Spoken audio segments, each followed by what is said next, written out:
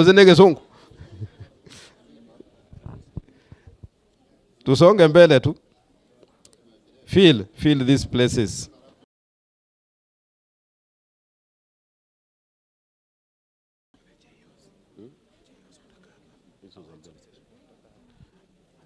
Paka mwisho pale.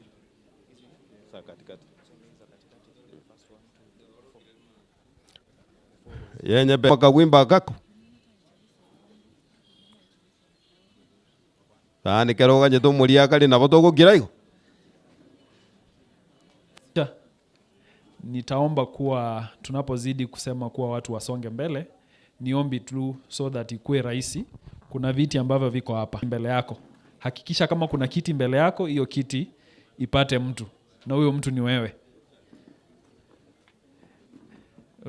Rosina, ninawajua majina. Na nitawataja tu kwa pole pole. Kiti ambayo tutatumia ni the first 3 rows hapa. So hiyo ingine msonge mbele. The first 3, 1, 2, 3. Hizo ziko reserved. The rest tuweze kusonga mbele, tuweze kukalia hivyo viti. Mnakaribishwa, muko Kisii Locots. And shughuli ambayo imetuleta hapa ni kuwa tuweze kutoa maoni. Ninajua kuwa tumejipanga na wakati utakapofika, utakapokuwa unapewa nafasi kuweza kuzungumza,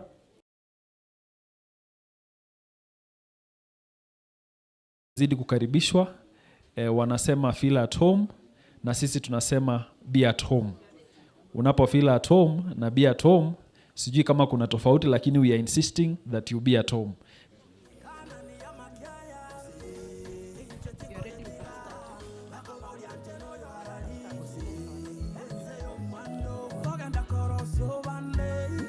Rende kina kitokoro keke gusiyo musiki na neriogo.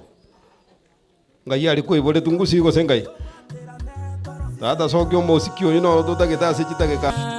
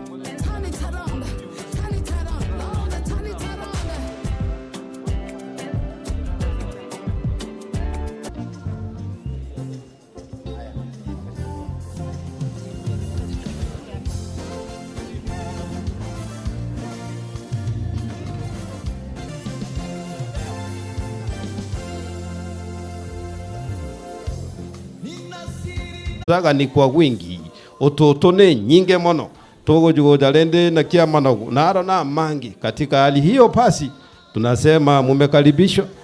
Na unapomaliza kutoka hapa, jishindie nsaga pale nje, siko kwa wingi. Manogu gitaka, kunde, na ijie seke kusieko rukunege sare, yonsinkero. All those things are there. Na kuhetani awu, naro ndubuata bantaba ngaini mono kuruwe eke nyoreki. Kusebon? Abantu abo abangaine nabo bagira abarigere na mangana judiciary mburongere gusiteri buronge. Yani asense amonyo kurwe nengo. Asense amonye nengo mbuyere gusigera anti-clockwise. And that is the reason as to why you are seated here. So that we critique that which we call the judiciary budget. Is it meeting our expectations or it is below expectation? I'm told of late that we have that which is exceeding expectation. lakini yana ku exit mondo naro ku exit bol ebe sanenke na ku iwase ku exit na mane iskasi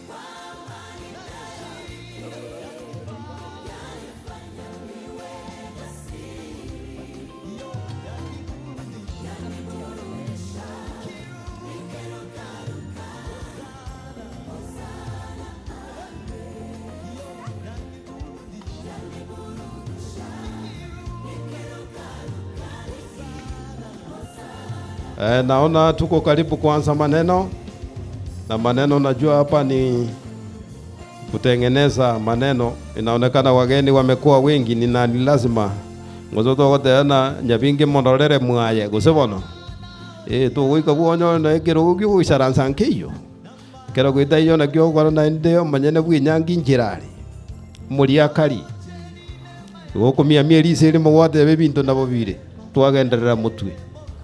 Yani ndio kusema akifika upate una ya kutosha, ile kidogo iko ndio watu wanasaidiana nayo.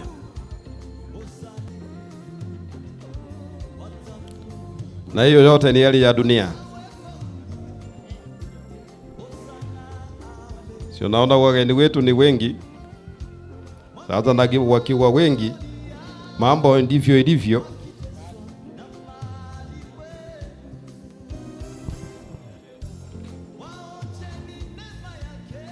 Tunaona pale fundi wa mitambo anang'ang'ana kabisa.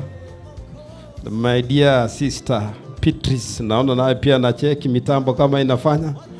Kwa ndio wanajua mahesabu. Hiyo ni hali ya mahesabu. Hiyo ni kujua errors inakuja jinsi gani. Naona wageni wakuu wamekuja na tunaomba wasidi kukaa na wanaonyeshwa jinsi gani ile ambao wanakaa. Naona fundi wa mitambo nao pia wanang'ang'ana pale, lakini maneno iko chonjo. Na sisi tuko chonjo. Karibu sana wageni. I'm seeing also wageni wakubwa. My sister have seen Kirara, she's come, just welcome. I've seen my brother Orwo, just come. I'm seeing my brother Biwot is with us here, just come. And I feel at home, lakini tumesema ya kwamba feeling at home does not guarantee you to go into the bedroom. It only allows you to be at the sitting room. Ukianza kuingia kwa bedroom watu watauliza hii ni nini tena? Hii feeling at home hiyo sio sawa sana. So members, you are welcome, and I was saying those who are seated behind there just occupy the front chairs, so that those who come late, they get us a place to sit. But from the middle row here, nikiangalia mwakale yako nyuma sana, ninasema msonge mbele mkae. Inaonekana jua imeanza kupamba. Jua imeanza kupiga sana. Lakini hata hivyo sio kawaida ya Kisii. Na hiyo ni kushukuru Mungu kwa jua hiyo ndio imekuja. Na wageni wanazidi kuingia. And we are getting seated. Sasa na beana hii mic kwa mwenzangu naye aseme jambo ndio atuanzishe program. Otiena ako wapi?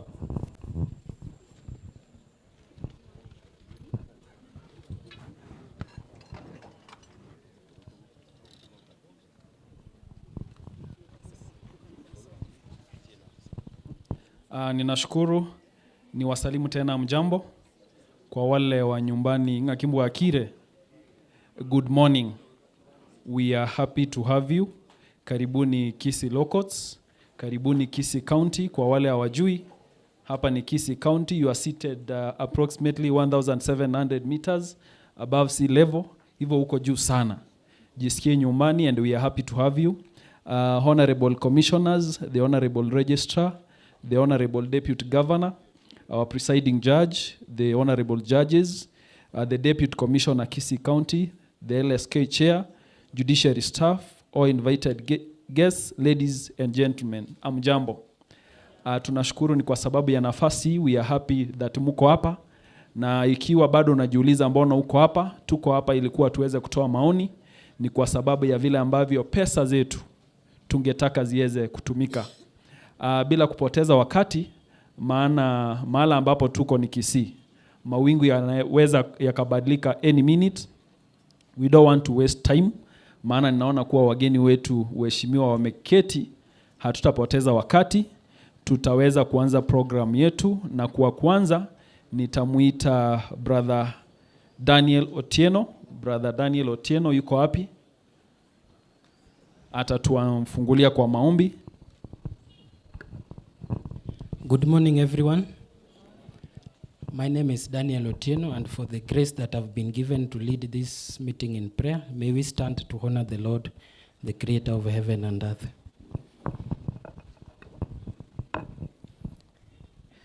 Father, in the mighty blessed name of Jesus, today we want to say thank you because you are the God of the brokenhearted. You are the God who protects his people. We come to you, Lord, today that you may protect us, you may give us wisdom, even as we now want to start this public gathering of our budget. We want to say thank you, Lord. Our visitors have come and you have brought them safely. Thank you even for the families that they have left behind, even for our families. We want to say thank you, Lord. Now that we are beginning, my Father, we ask you, Lord, that your presence may be with us. We seek your protection, we seek your guidance, my Father, in this matter. And in the evening, my Father, when we shall finish, Lord, and clear with this, we would say thank you, Lord. Be with us, Lord, even as we are now beginning, my Father.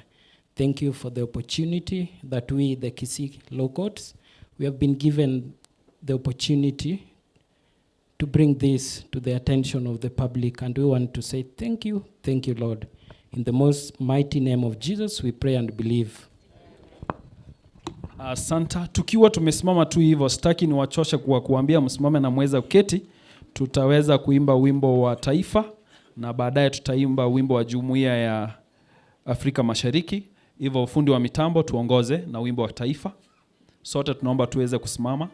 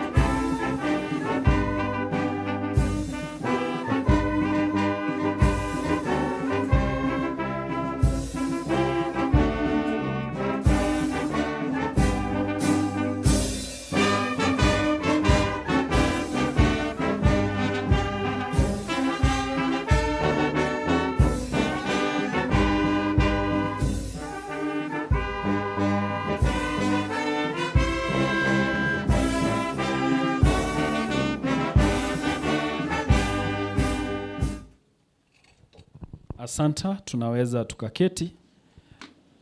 Bila kupoteza wakati, ninaomba kuwa niweze kumpokeza mwenzangu, Mheshimiwa Omwansa, aweze kutupeleka kwa upande huu mwingine. Karibu sana.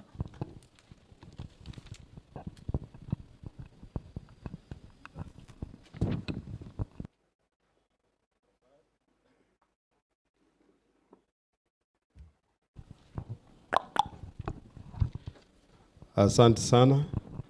Nachukua muda huu kuwakaribisha nyinyi nyote jinsi mumeingia hapa kwa ajili ya makusudio yako mbeleni mwetu. Na najua ya kwamba yale ambao tunaenda kufikiria kwa muda huu ni maneno ya bajeti ya judiciary, na hii kikao ni kikao ya public participation. Andene kuna kuogotewa na rero tugukuligereria igoro ya mang'ana ye nengo na kiya rurwe na hende na kigo sembuje goja story judiciary go sembubere na kikiagerire mwensi pimwa aliganiwe mochega. Having said that, because of time and we want to be sticklers to time, wageni wote ambao wamefika mumekaribishwa. Now I want to invite the presiding judge for his remarks.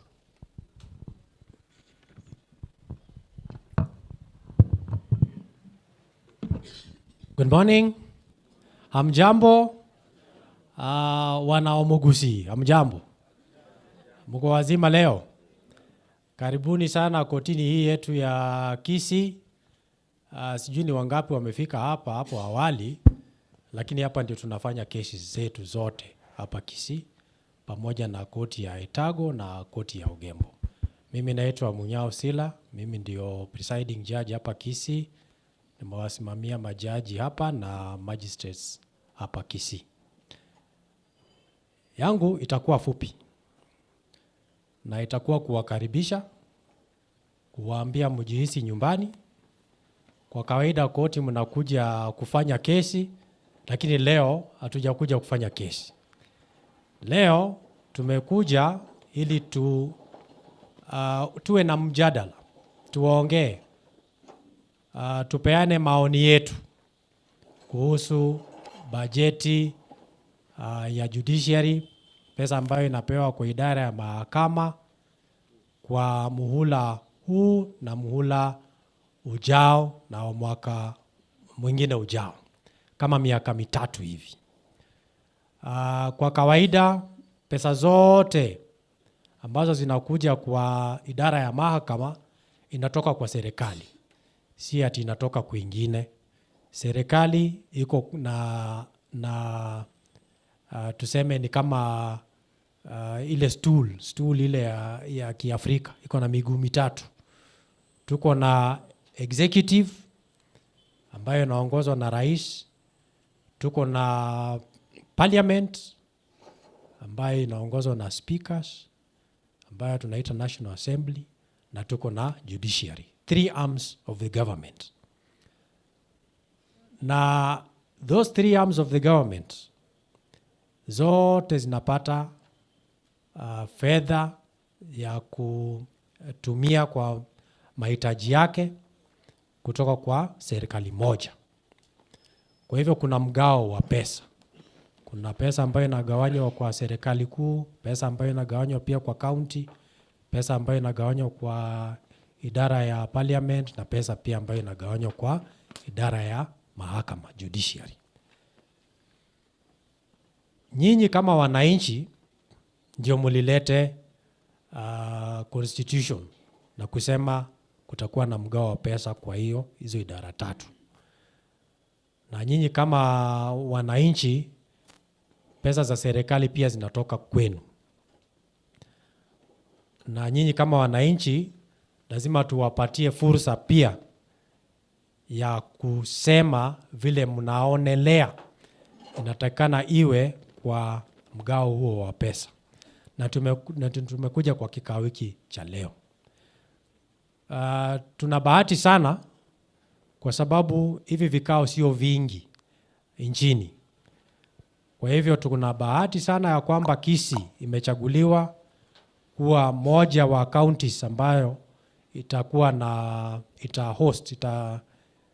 ita-host public hearing, public participation hearing ya kuongea kuhusu fedha ambazo zinapeanwa kwa idara ya mahakama. Kwa hivyo yangu ni kuwakaribisha, yangu ni kuwaambia asante sana kwa kuja. Mumesikia mwito wa kuja participate na mmefika.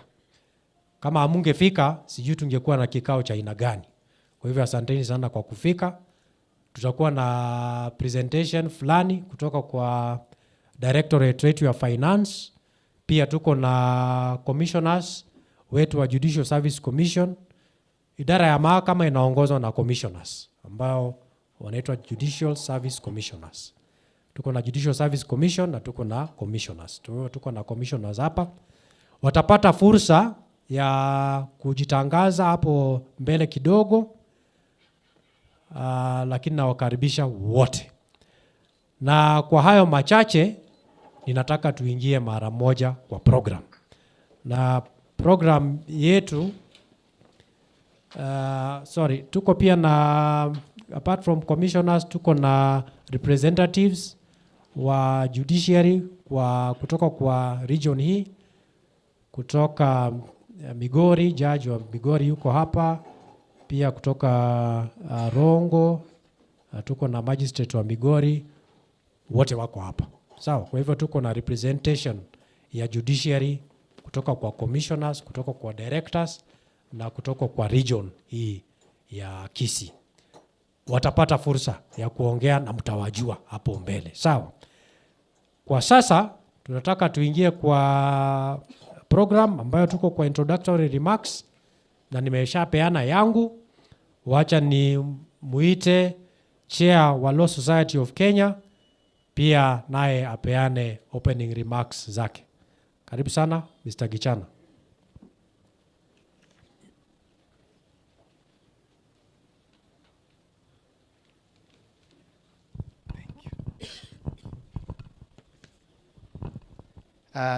Distinguished guests, our judges, our commissioners, judiciary officers, colleagues in the legal profession, and all participants, good morning. My name is Mr. Ben Gichana. I am the LSK Chair, Southwest Branch, and I would wish to recognize the presence of advocates. How many are in the premises? Rise up kindly. We have 2 so far. Leo inakuwaga siku ya matanga hapa Kisii.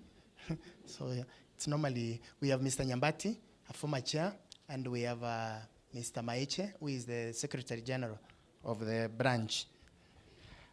It's my honor to address you today on behalf of the Southwest Branch of the Law Society of Kenya during this public hearing on the judiciary's medium-term expenditure framework budget report for the financial year 2025-2026 to 2027-2028. This occasion reflects our collective commitment to a robust and equitable judicial system that ensures access to justice for all Kenyans. As a Southwest branch, our region presents unique challenges and opportunities that require targeted interventions. The priorities we outline today are informed by the specific needs of our communities and the legal practitioners serving them. Number 1, modernization of Kisii Law Courts. Land for the new and modern Kisii Law Court building has already been allocated, but the project requires funding to commence construction. A modern facility would not only address the existing inadequacies, but also serve the increasing demand for judicial services in this high-volume station. We urge the judiciary to prioritize budgetary allocation for the construction and completion of this court in the coming fiscal year. Secondly, we have the alternative justice system training needs. While AJS has shown great promise in addressing disputes at the community level, its effective implementation requires trained personnel. In the Southwest region, we face a critical need for funds to train mediators, elders, and other stakeholders involved in AJS. Expanding capacity in this area will ensure that AJS mechanisms are more accessible and effective, particularly for the marginalized communities. Thirdly, establishment of a Court of Appeal bench in Kisii. Currently, litigants in our region must travel to Kisumu for Court of Appeal matters, which is both costly and time-consuming. To alleviate this burden, we recommend the establishment of a permanent Court of Appeal bench in Kisii. Alternatively, additional resources should be allocated to expand the existing bench in Kisumu to enhance its capacity and reduce case backlogs. Thirdly, employment and labor relations court in Kisii. Our region lacks an employment and labor relations court, forcing litigants to travel to Kisumu or Kericho for their cases. This not only delays access to justice, but impose financial and logistical challenges on the litigants and advocates. Establishing an ELRC court in Kisii would be a transformative step in bringing justice closer to our people and addressing the rising number of labor disputes in our region. Number 5, increased pro bono funding. Access to legal representation remains a significant challenge for indigent litigants. Pro bono services are vital in ensuring justice for the vulnerable and marginalized. We request that additional funds be allocated for pro bono programs to facilitate fair compensation for advocates offering these services and to promote broad access to justice. Number 6, court automation and digital transformation. We commend the judiciary's efforts in adopting technological solutions such as e-filing and virtual court systems. However, the Southwest region continues to face challenges with infrastructure, internet connectivity, and power outages. Adequate funding must be allocated to equip our courts in our region with the necessary digital tools and train staff and advocates on their use. This will ensure seamless case management and timely delivery of justice. Number 7, we have judicial workforce expansion. Our region requires more judicial officers, particularly in Manga and Borabu law courts, which since the establishment have never had a judicial officer. This will address the increasing caseload. We also recommend an additional judge, High Court judge at Kisii to enhance efficiency. Kisii used to be a 2-judge bench station. Investments in hiring and deploying more judges, magistrate, and support staff will alleviate the existing delays and backlogs. And number 8, we have the support for social transformation through access to justice, SJAJ. The vision emphasizes inclusivity, efficiency, and responsiveness in the administration of justice, allocating resources to community outreach, court users committee, and public legal education in our region will deepen trust in the justice system and empower citizens to seek judicial remedies confidently.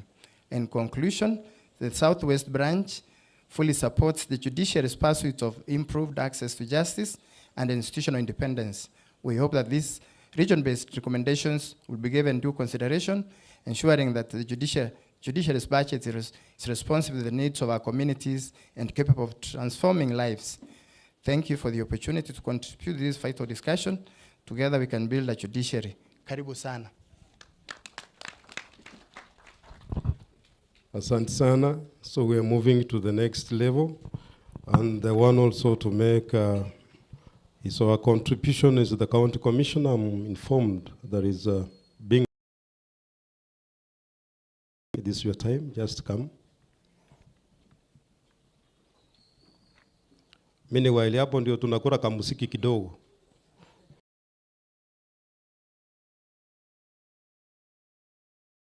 Wazo muziki ni eliogo. Tulisema music ni medicine. Karibu sana madam. Public present, all protocols observed, habari yenu.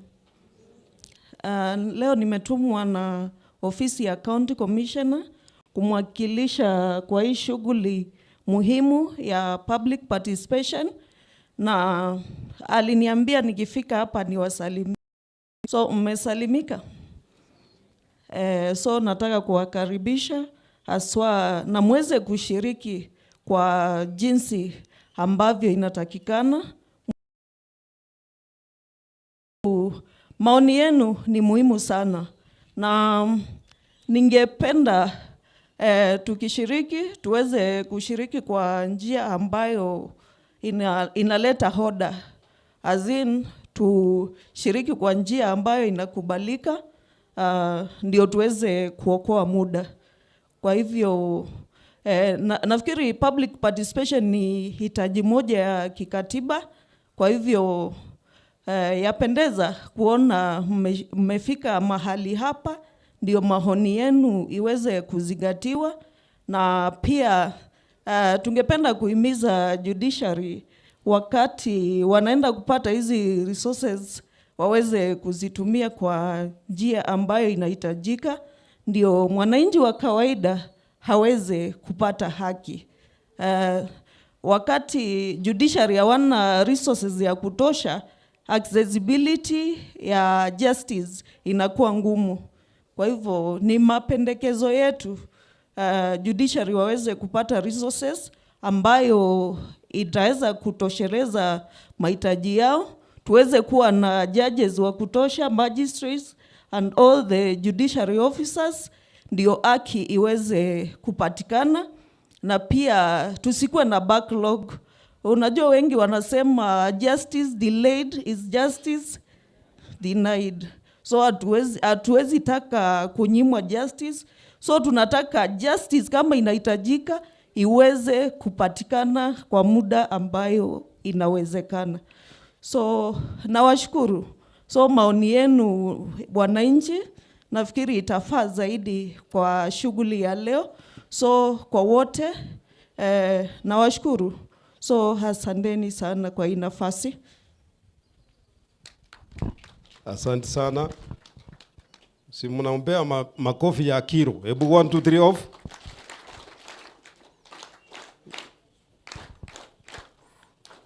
Sawa kabisa, lakini naona hatujajifundisha, lakini tutajifundisha vile muda inazidi kuenda mbele. Sasa at this time also I want to take this time to invite the governor. I'm told is represented by the deputy governor also to make his remarks.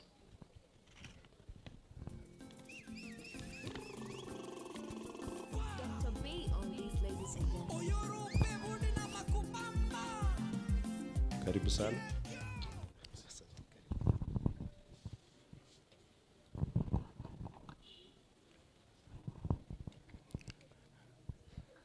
First of all, allow me, Presiding Judge, to pass the regards of His Excellency, the Governor Paul Simbarati, who would have wished to be with us this morning, but was engaged elsewhere in nation building.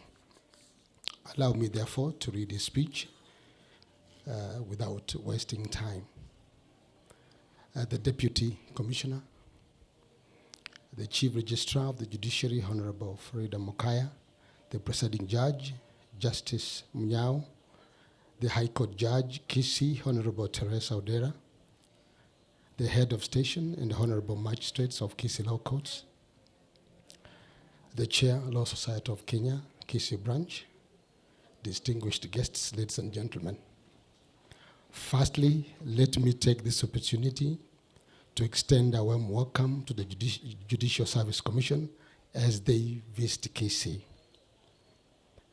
Secondly, I wish to register our appreciation of the role the judiciary plays in dispensing justice to preserve the rule of law and safeguard of the Constitution.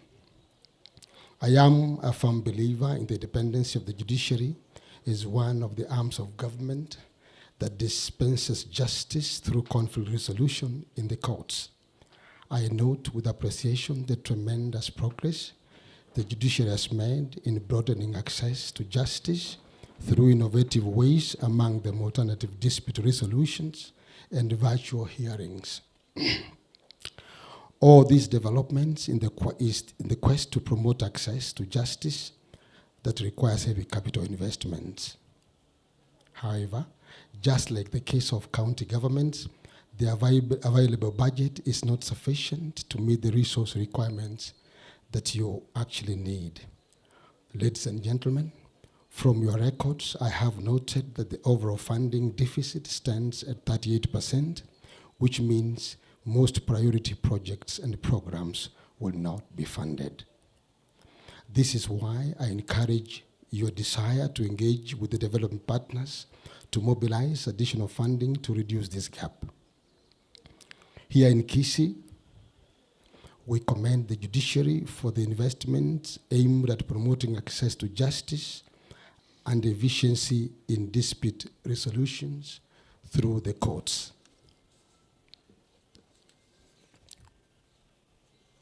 Our people can access court service at Kisi, Ogembo, Etago, and Keroka. It is gratifying to note that the judiciary operationalized the small claims court, court-annexed mediation and alternative justice system in Kisi for the benefit of our people. Going forward, We are ready to provide temporary accommodation for mobile courts in 6 sub-counties that do not have courts, even as we make land available for permanent courts. This would reduce distance our people cover in search of judicial services. In the interim, the judiciary may consider enhancing the mobile court program to bring service closer to the people at the grassroots. As a county government, we are committed to partner with the judiciary to expand access to court services. As we have discussed before, we need to establish a county court to deal with non-criminal matters related to enforcement and compliance to our local bylaws. We had identified a parcel of land to house these premises, but this project was hampered by an existing court case which has since been resolved. In the meantime, where need shall arise, we shall make available facilities that can temporarily house mediation suits and small claim courts. I urge the judiciary to prioritize budgetary allocations toward the new approaches, especially court annex mediation, which will not only decongest courts, but also maintain relationships among parties in disputes. Finally, we strongly support the alternative justice system with the involvement of traditional and indigenous dispute resolution mechanism as a means of justice. Investment in courts, outreach, and community awareness programs will improve our people's understanding of the justice system. I wish you all fruitful engagement in this exercise and pledge to work with the judiciary as a partner in access to justice. Thank you very much.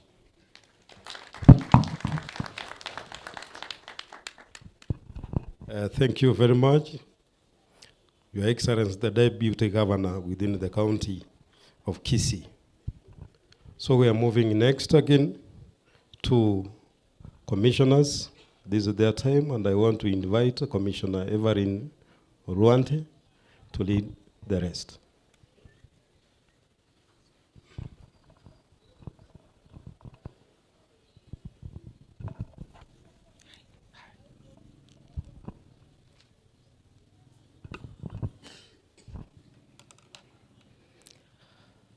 Bwakire wenye nchi wa Bosongo. Sisikika mnaongea kama wenye nchi, mnaongea kama wananchi. Nyinyi ni wenye nchi ama wananchi? Bwakire wenye nchi wa Bosongo. Asanteni. Kwa majina naitwa Olwande Evelyn.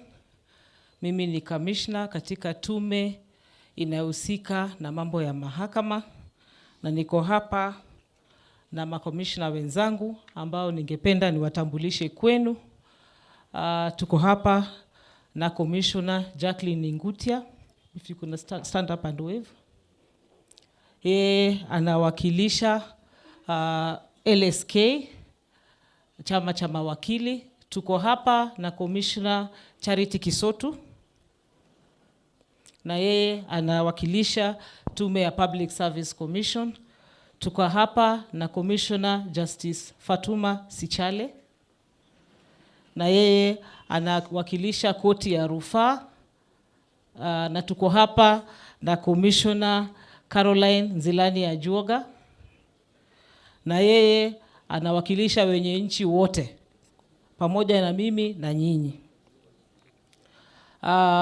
Before nianze, niko na speech hapa kutoka kwa idara ya mahakama, but before tume ya mahakama, but before nianze na hiyo speech, ningependa niongee kidogo tu kwa sababu gani tuko hapa.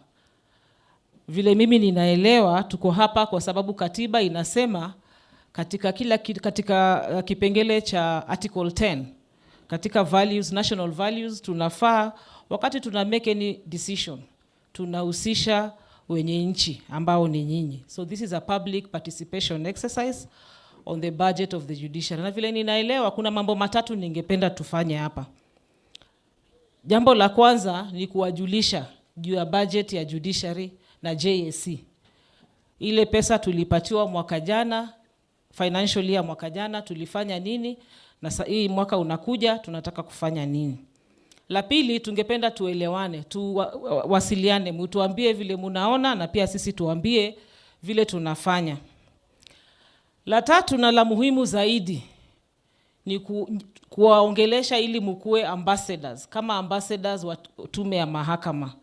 Kwa sababu vile mumesikia wale waliongea hapa mbele yangu, tume ya mahakama tuko na changamoto nyingi sana ikifika kwa mambo ya rasilimali ama resources ama mambo ya finance. And inaonekana kiwazi kwamba hatuelewani hasa hii budget ya mahakama ina impact vipi mwananchi. Tunakujaga kila mwaka, hii ni mara yetu ya kwanza kuja Kisii, lakini tunatembeaga across the republic tukiongea juu ya budget. Tutakaa hapa tuwasikize, mtatuambia mnayotaka, tutawaambia vile tumepanga, kisha tunafika pahali inakuwa kikomo, hakuna pesa. And every time nikisikia wanasiasa wakiwa kidogo tumekwaruzana, wakienda kwa public podium wanasema judiciary inasumbua, tunataka tukate budget, wananchi wanapiga makofi. Saa ingine najiuliza, hawa wanaelewa kweli hiyo kukata budget inamaanisha nini? Wakati mnatuambia mnataka small claims court, mnataka mediation, mnataka AJS training ya elders, mnataka hiki na kile kifanyike kwa mahakama, hiyo pesa inatoka wapi pale ambapo wanasema watakata? So I'm hoping baada ya kuelewana leo, tukishasemezana na tumewasiliana, tumesikia wasia kutoka kwenu na nyinyi mmesikia changamoto tunazo face, siku nyingine mwanasiasa akisema tutakata budget ya judiciary, I want to hear the loudest no from where? From where? And especially from where? Here. Nisikieko kwamba Kisii ndio wamekuwa wa kwanza kusema hapana, you cannot touch the judiciary budget. Tunaelewana? Okay, thank you. So now let me start by reading the speech of the Judicial Service Commission. Honorable Commissioners, the Chief Registrar, represented this morning by the Honorable Registrar High Court, Honorable Clarence Otieno, Presiding Judge Kisii Law Courts, heads of stations present, our judicial officers and staff, distinguished guests, ladies and gentlemen. Good morning. May I take this opportunity to welcome you all to the JSC and the Judiciary Budget Public Participation Hearings for the financial year 2025-2026 and the medium term. I wish to thank you all for finding time to be with us during this important event in our budget making process. This public participation forum is the first having been conducted on the 8th of November 2024 at Kitui, the second one in Narok on 12th of November 2024. Other such forums will be held in Isiolo on the 19th of November 2024, and the last one shall be in Nairobi on the 26th of November 2024. Ladies and gentlemen, public participation in the budgeting process is an important requirement under our Constitution, as it enables the stakeholders, particularly at the court station level, to engage in the planning process, to identify development needs and propose homegrown solutions to address any challenges. It also helps in promoting inclusivity in the budget-making process, thus enhancing greater ownership and participation of Kenyans in subsequent program implementation.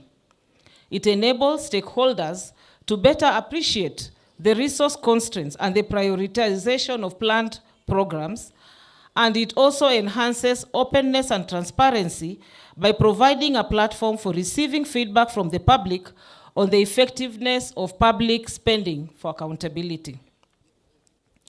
The Commission's participation demonstrates its commitment to involve the public in the conduct of its programs and activities. The Commission recognizes the immense contribution of stakeholders in its processes and has streamlined public participation in the execution of its constitutional mandate, notably during recruitment processes where members of the public are invited to provide information on shortlisted candidates and also during policy development initiatives. The mandate of the Commission is stipulated in Article 172 of the Constitution, and it is to promote and facilitate the independence and accountability of the judiciary and the efficient, effective, and transparent administration of justice.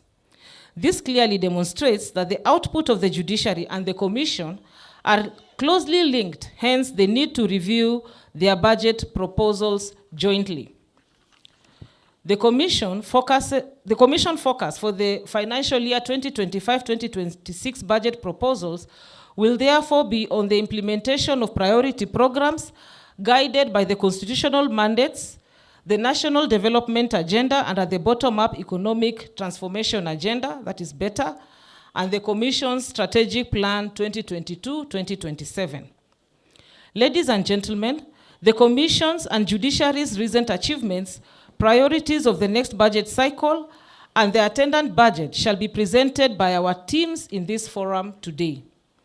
During the court visits held in the last financial year, the Commission visited Kisii law courts and held sessions with the CUCs, the judicial officers and judicial staff, and received memoranda on a couple of issues. I wish to report that the Commission is keen to implement what is within its powers. Some of the addressed concerns include approval of promotions for judicial staff in JSG 10 to JSG 5, and redesignation of staff, among others. I wish to assure Kisii County residents that the Commission is alive to the feedback received during the court visits on the need to prioritize establishment of courts in sub-counties without courts, i.e. Kitutu, Chache, and Nyaribari, Masaba. The same will be considered once the funds are available. We are grateful for the support by the county government of Kisii for donating land and buildings to the judiciary for the establishment of a court at Masimba and Gesusu. And I think I also want to extend sincere gratitude to the governor and the county government of Kisii, because they've been very supportive in giving us support whenever we've knocked at their doors. You've heard this morning of their willingness to provide facilities for mobile courts, even as we are seeking to establish permanent courts in areas that have no courts. And they've also made promises to provide facilities for the small claims courts and the court annex mediation suites. And these two approaches to access to justice, of course, will go a long way in alleviating our backlog. This will go a long way in enhancing access to justice due to the proximity of courts to the public. Whereas the Commission has made considerable progress to facilitate efficient, effective, and transparent administration of justice in the judiciary, there is much more to be done. The Commission is, however, confident that the systems that have been put in place will yield positive outcomes, as evidenced by improved performance across the judiciary. The Commission will continue to engage the Executive and the National Assembly for enhanced allocation of resources to the Commission and the judiciary to facilitate the performance of our constitutional mandate. I extend the Commission's gratitude to the judges, judicial officers, and judicial staff for their dedication and hard work, which has been instrumental in driving the success observed in the judiciary. Lastly, on behalf of the Commission, I wish to assure the people of Kenya and our stakeholders of the Commission's commitment to promoting and facilitating the independence and accountability of the judiciary and enhancing the efficient, effective, and transparent administration of justice through various planned programs. With those many remarks, I wish to assure you that the contributions that you'll be making this morning will help focus the budget proposals and ultimately the financial year 2025-2026 budget for the judiciary and the Commission, which will be submitted to Parliament in April 2025. I thank you all.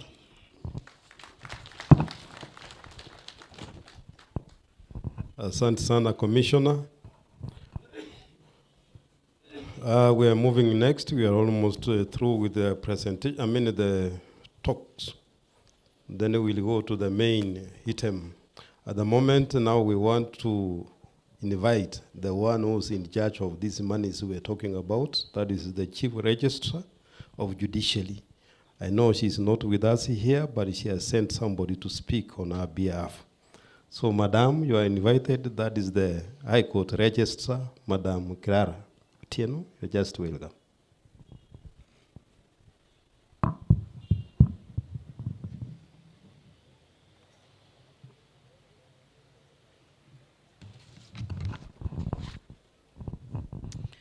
Thank you, Honorable Nyanza. To the JSC commissioners present, our honorable judges present in this meeting, colleagues, ladies and gentlemen, the great people of Kisii County, good morning. Hamjambo. Boakire. As you've heard, my name is Clara Otieno Omondi. I have the pleasure of serving as a Registrar High Court, and today I'm here to represent our Chief Registrar, Honorable Mokaya, who would have liked to be here but is on another official assignment. She sends her greetings. Mumepokea. Thank you. Allow me now to read the written speech of the Honorable CRJ. So these are the opening remarks delivered by the Chief Registrar of the Judiciary during the Judiciary and Judicial Service Commission Public Hearing Forum for financial year 2025-2026 at Kisii Law Courts. To the Honorable Commissioners of the JSC present, Honorable Mr. Justice Sila Munyao, the Presiding Judge Kisii, Honorable Lady Justice Anne Onginjo, Presiding Judge Migori High Court, Honorable Lady Justice Teresa Odera, the Judge of the High Court in Kisii, Honorable Stella Abuya, Head of Station Kisii Law Courts, Heads of Stations of other courts under the jurisdiction of Kisii High Court, Honorable Magistrates present, members of the Court Users Committee, development partners, all participants, colleagues, ladies and gentlemen, good morning. It is a great honor and pleasure to welcome you all to this public hearing on the Judiciary and Judicial Service Commission budget proposals for the financial year 2025-2026 and for the medium-term plan. One fundamental centerpiece of the Constitution of Kenya 2010 is the requirement for public participation as a key principle of governance. The framers of our Constitution deliberately crafted it as such so that it serves as a reminder that the people are the donors of the power that we exercise. By holding this forum, we do not just seek to fulfill the legal requirements under Article 201 of the Constitution and Section 37(5) of the Public Finance Management Act 2012 for the sake of it. We do so in recognition of our duty to be open to scrutiny and accountability, and with a genuine desire to receive feedback. Under the current judiciary vision, we have committed to create a strong institution that is independent, accessible, efficient, and that protects the rights of all, especially the vulnerable. Financial independence is a central part of this aspiration. We are therefore grateful that you have elected to join us as we share a review of the past performance and as we make proposals on strategies for dispensation of justice and allocation of resources.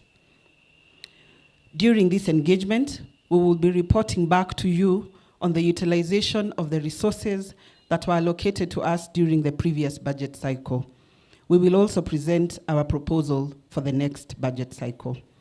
In the reports that we will present, we evaluate the past performance and seek to establish the resource requirements for allocation to key priority areas in line with the social transformation through access to justice blueprint, STAJ, and the government's bottom-up economic transformation agenda. The STAJ is the strategic vision that we are currently implementing. In today's digital world, STAJ identifies technology as a medium for improving efficiency in service delivery. I'm certain most of us will agree that e-filing and virtual courts have made it easier to access our services. We have done a lot in terms of ICT, but there is yet to be done, more to be done. Allow me to highlight some of the key milestones with regard to the adoption of technology in the judiciary. First, we've had the rollout of the e-filing to all court stations in March 2024. We have also developed the cause list portal where daily cause lists for all courts are accessible. We have undertaken the commissioning of a court decisions portal where decisions from all courts are published and is open to the public. We have also undertaken digitization of court records through the Ajira program. We are currently implementing the Enterprise Resource Planning System, the ERP, to improve efficiency in internal processes. We have also developed a judiciary mobile app for filing and case tracking. As we take pride in the technological advancements, we are alive to the danger of digitally excluding a section of our customers. We are constantly thinking about new ways of ensuring access to our online services by all, despite the digital limitations. We will also appreciate your feedback on this. In terms of our infrastructure projects, we are happy to report that the construction of Wanguru Law Courts and the Marsabit Judges' Residence is now complete. We also recently opened the newly constructed Dagoretti Law Courts in Nairobi and Kamwangi Law Courts in Gatundu North. Going forward, the key priority areas that we plan to implement include sustaining automation of our services, expansion of people-centered justice initiatives, such as the alternative justice systems, the court-annexed mediation, specialized courts, establishment of more courts and sub-registries, and financing court operations. We also have a number of ongoing capital projects which require sustained funding. The resources required for the judiciary to undertake the above key priorities in financial year 2025-2026 is Kenya shillings 40.1 billion, comprising of Kenya shillings 31.6 billion for recurrent expenditure and Kenya shillings 8.5 billion for development.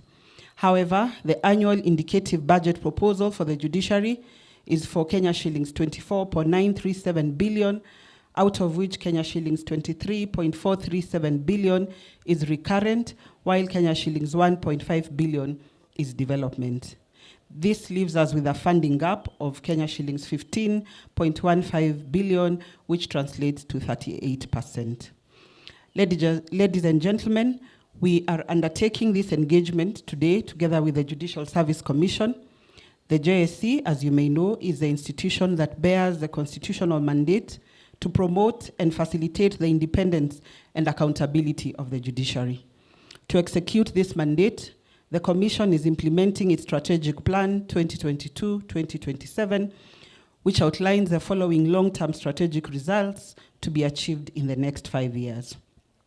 The first is efficient, accountable, transparent, and transformative administration of justice, motivated, professional, dynamic, responsive judges, magistrates, registrars, and judicial staff, financial independence, and sustainable judiciary and judicial service commission, increased public confidence and trust in the JSC, strengthened institutional capacity of the JSC.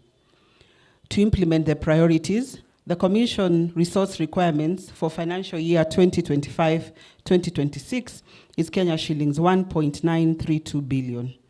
However, the current JSC indicative budget allocation is Kenya shillings 821 million, representing a funding deficit of Kenya shillings 1.1 billion, which translates to 57%. As we continue engaging the relevant institutions for enhanced funding for both the judiciary and the Judicial Service Commission, we must carefully prioritize the services to be delivered to the public using the available resources. During this public forum, you'll be taken through the details of the key achievements highlighted above, as well as a breakdown of the proposed resource requirements. We therefore invite you to review, provide comments that will enrich the budget proposals. We value your feedback. With those brief remarks, I welcome you once again to this budget public hearing engagement, and I now declare the forum officially open.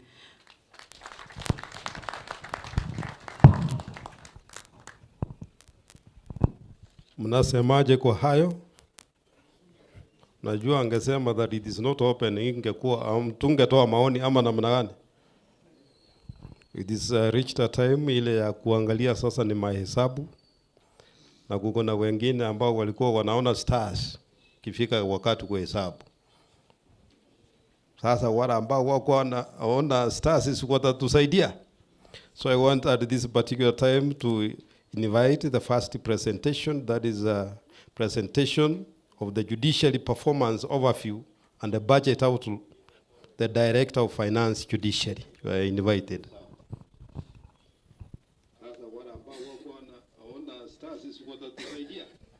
So I want at this particular time to invite the first presentation, that is a presentation of the judiciary performance overview and the budget outlook, the Director of Finance Judicial.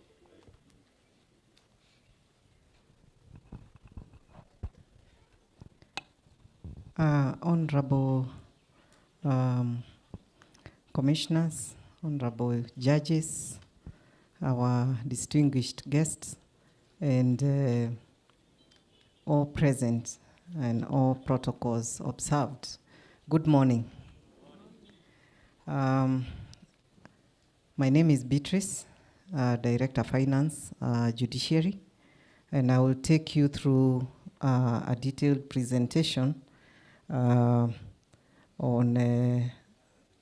our budget, and this will be, we'll be looking at accounting for the finances that we received in the last financial year, as well as our proposed budget, as it has been mentioned by our accounting officer, representative.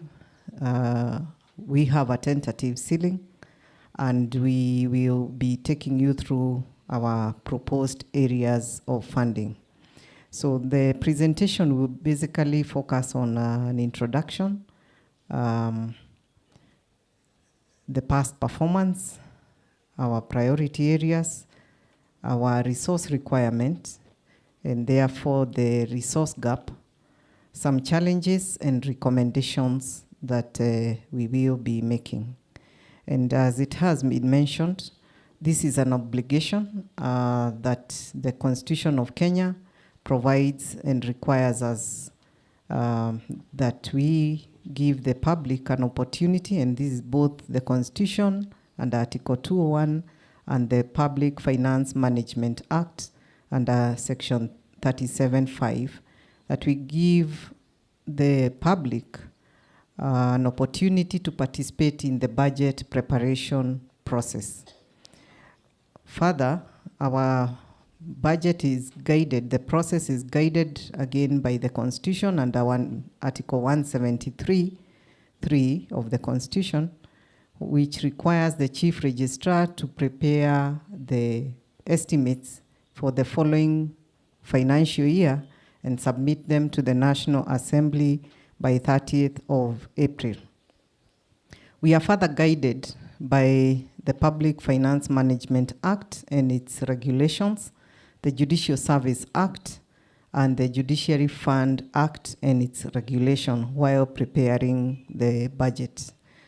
And the budget is well aligned to our mission and vision as the judiciary, as well as our mandate, and it's also aligned to the National Development Agenda, which is the Vision 2030, the medium-term plan, the bottom-up economic transformation agenda objectives, and other government policy directions that we receive from time to time. We do have our blueprint, which is the social transformation through access to justice, and we align the budget process. This is our guiding policy document. We align the budget on those principles of the STAJ, and there are 5 of them: accessibility and efficiency, transparency and accountability, and I believe that is why we are here today, to indeed account to you and to be very transparent in the way we are using your resources. Inclusive and shared leadership. That is why we have also come here, because we believe in shared leadership and devolving the same. Cooperative dialogue, where we are partnering with all of you as our key stakeholders, and social justice. So our budget is well aligned to that, to those principles. And now we will look at how well we performed, or how we utilize the finances that were advanced to the judiciary. In terms of figures, we have averaged at 95% absorption rate over the last 3 years. And in the last financial year, we were at 96%. You will see the green is the recurrent budget, and the yellow is development budget. And you note that we have, for instance, for the last financial year, our absorption for development went down, and so did the one for recurrent. And this was mainly because of lack of exchequer. At the end of the financial year, we had used the money, but we did not get the actual cash. So we've had to carry a lot of pending bills. In terms of our core business,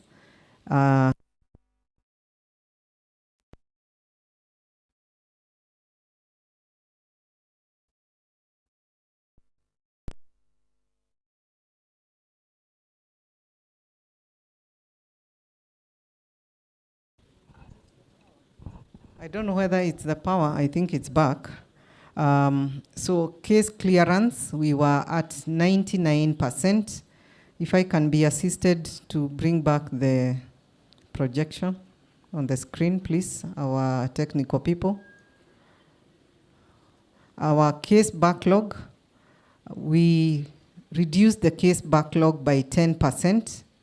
And in terms of mediation, we were able to achieve a settlement rate of 55.9%, and this released 35.1 billion back to the economy. In terms of enhanced access to justice, we established 3 high court stations, 3 environment and land courts, 3 magistrate courts, including Etago for this region, 27 small claims courts with a special focus on the border towns. 2 tribunals also transited to the judiciary, that is the capital markets, and the National Examination Appeals Tribunals, they transited.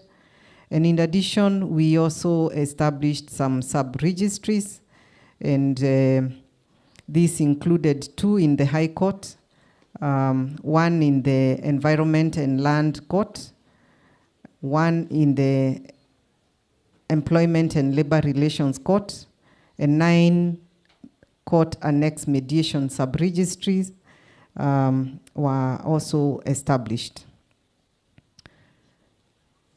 One of the ways, because we are not present everywhere, one of the ways to listen and determine matters is by conducting court circuits. And this is done by the superior courts. And the Court of Appeal conducted 28 of them with a total caseload of 155 being resolved. High Court conducted 34, and 1,393 matters were heard and determined. For the ELRC, 7 circuits were conducted. Again, 354 matters were heard and determined. The ELC conducted 6, with 97 cases being heard and determined, while the tribunals conducted 32 circuits, and 2,830 matters were heard and determined. The High Court also conducted service weeks, and these were 10 of them, where 1,158 matters were heard and determined. ELRC held one service week, where 84 matters were again heard and determined. Tribunals held several service weeks, and 3,360 matters were heard and determined. Under the Mahakama Popote, and Mahakama Popote is where we have our judicial officers who are serving in stations with lower caseload, taking up matters where with stations with higher caseloads. We had a total number of cases, 7,665 being distributed to other judicial officers, and they were able to hear and resolve 6,269 cases. Under the Rapid Results Initiative, we held 12 of them countrywide, and 1,585 cases were heard and determined. We also undertook alternative justice system, where a total of 1,256 cases were referred to AJS, and with a settlement rate of 85%, and this was very commendable compared to the 41% in the previous year.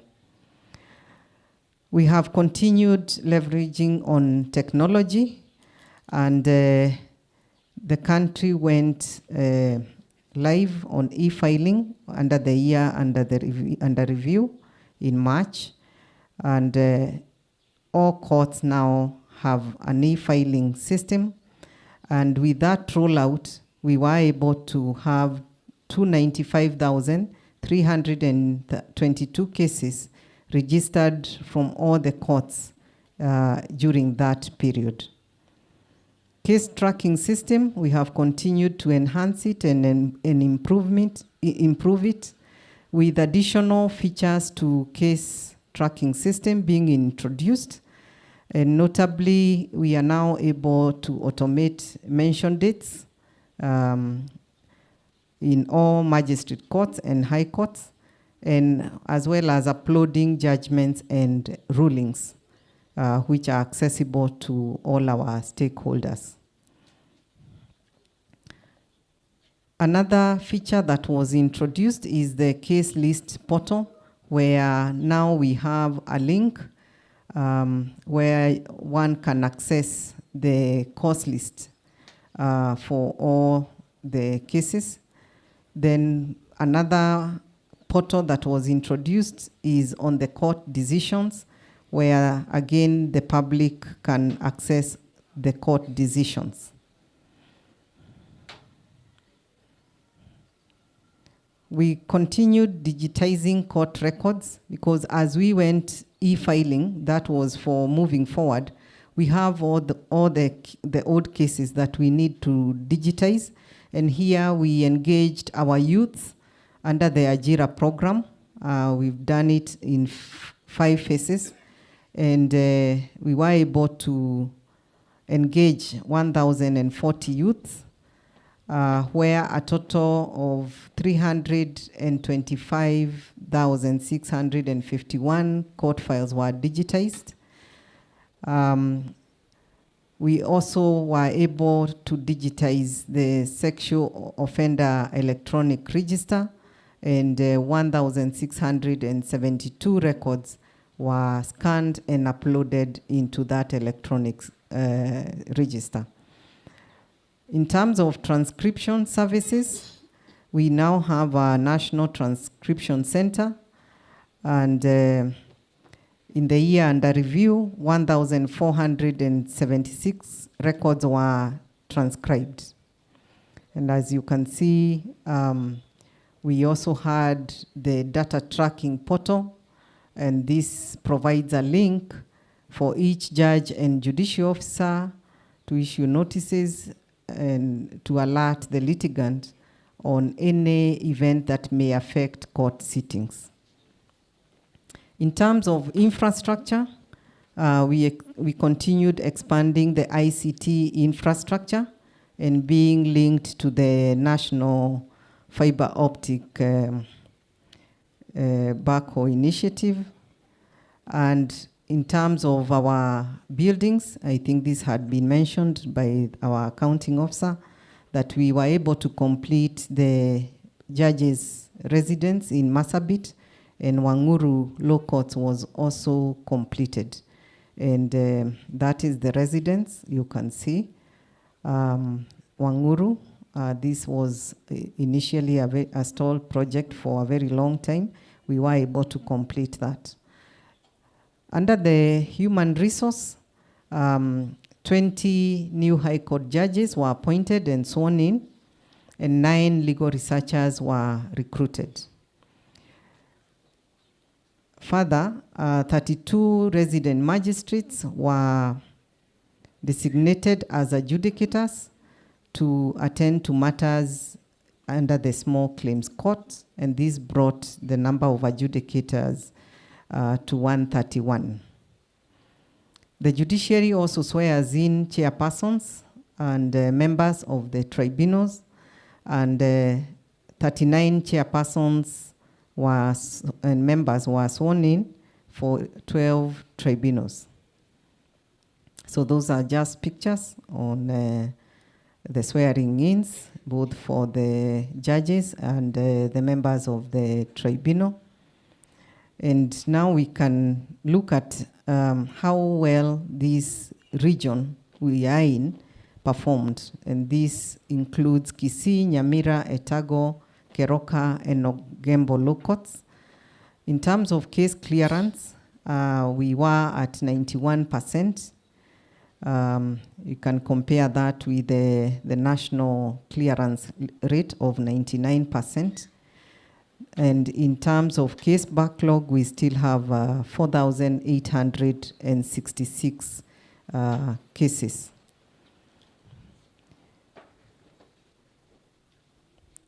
The number of registered cases through the e-filing for this region were 19,810. Under the Ajira program, we were able to scan documents and cases, 3,973. And through the Ajira program, 55 youths of this region were engaged. Under the court annex mediation, a total of 1,499 matters were referred to the mediation under this region, with a settlement rate of 93%. And this resulted in release of 2.9 billion back to the economy. We now turn to our proposed budget for the next financial year. And we will focus on how do we want to allocate the funds that have been proposed to be advanced to the judiciary. Under the access to justice, we will be focusing on expansion of small claims courts across the country, establishment of magistrate courts. Ideally, we should have a magistrate court in each sub-county in line with our blueprint, but we are not yet there. Establishing high courts in each county in line with our Judicial Service Act. Establishment and rollout of additional ELC and ELRC courts. I think this has been mentioned by even our stakeholders. Expansion of court annex mediation program. Promotion and mainstreaming of EJS in courts, and sensitization and capacity building of our communities. Adoption, we want to still continue adopting technology for justice administration, promoting access to justice for vulnerable groups, including establishment of sexual gender-based violence courts and child-friendly courts. Completion of our ongoing court constructions, establishment of new sub-registries, and conducting circuit sessions by superior courts, conducting mobile courts under the subordinate courts. In terms of our sub-program on general administration, planning and support services, we are looking at enhancement of security in our court facilities. Our court facilities are very vulnerable because of the poor infrastructure we have, and our judicial officers have even been attacked, and we even lost one recently. Improve administration of financial management services by implementing the Judiciary Enterprise Resource Planning System. This is a new system that we have introduced, and we hope it will improve our services so that we are able to serve you better. Provision of internet and ICT equipment, and especially to enable us to process instant cash bail and fines, and automation of our court services, including the e-filing, facilitation of state officers and court stations through leasing of motor vehicles, provision of fuel and maintenance. We are also looking at continuous recruitment of our judges and judicial officers as well as staff, so that our courts are well equipped in terms of the human resource, as well as improving the working environment. You find that our courts are very congested. So how much have we been given and how much did we request for in the coming year? We requested a total of 40 billion, but the indicative ceiling is 24.9 billion. The resource requirement under recurrent is 31.6, but the proposed ceiling is 23.4 billion, while in development we had requested 8.5 billion, but what has been proposed is only 1.5 billion. This has given us a rise of, a deficit of 38%. And with the highest, of course, in terms of percentage, being the development at 82%, while recurrent is at 26% deficit.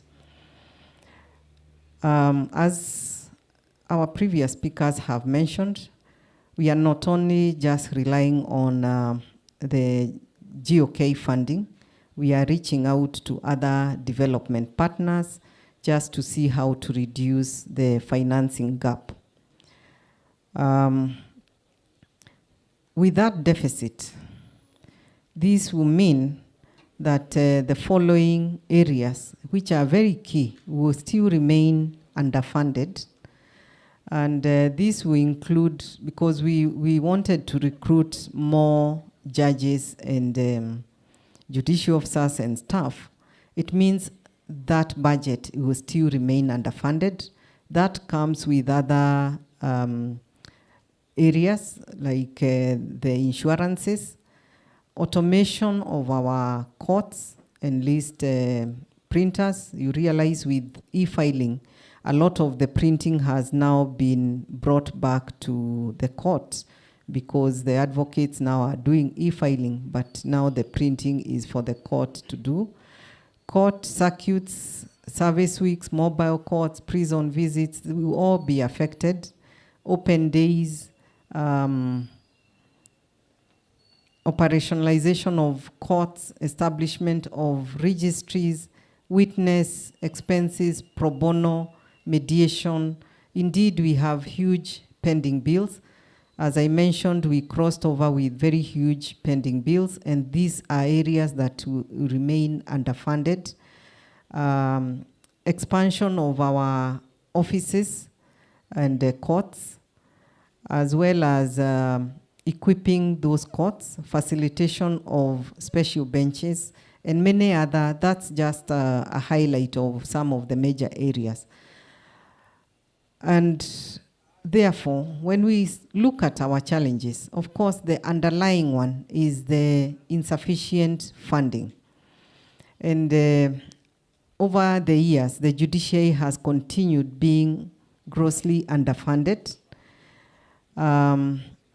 We are also seeing another challenge because of the automation, and we as judiciary seem to be moving faster than our other justice players, and this is an area we are also seeking that the other justice players be facilitated so that we are at par.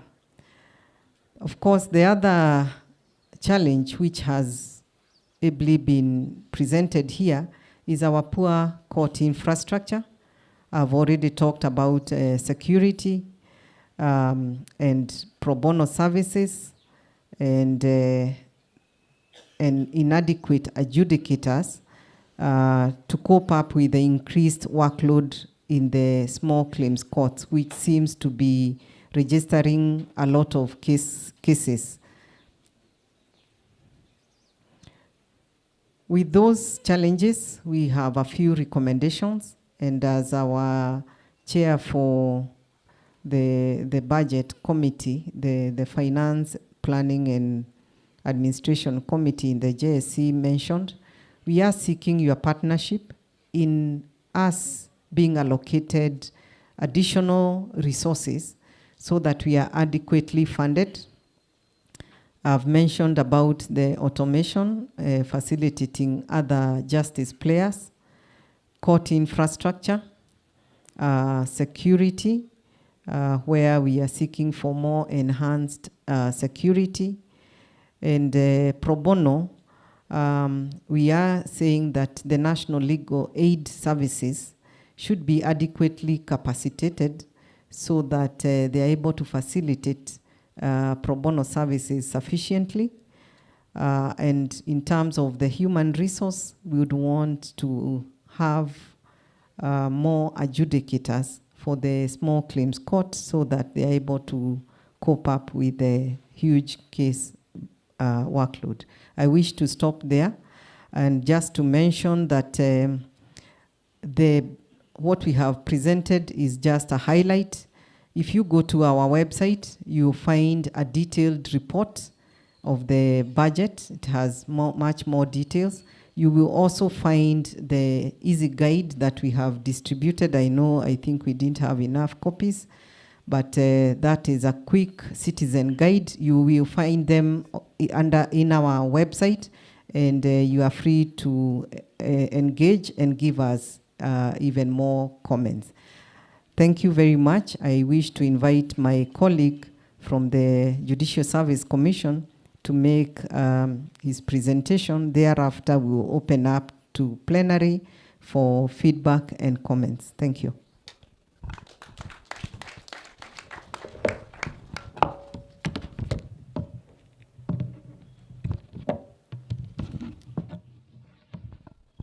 As he comes, kukona mwenye hii gari KCH 808K.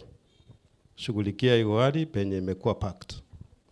Na vile vile nataka kusema just one thing that we just said.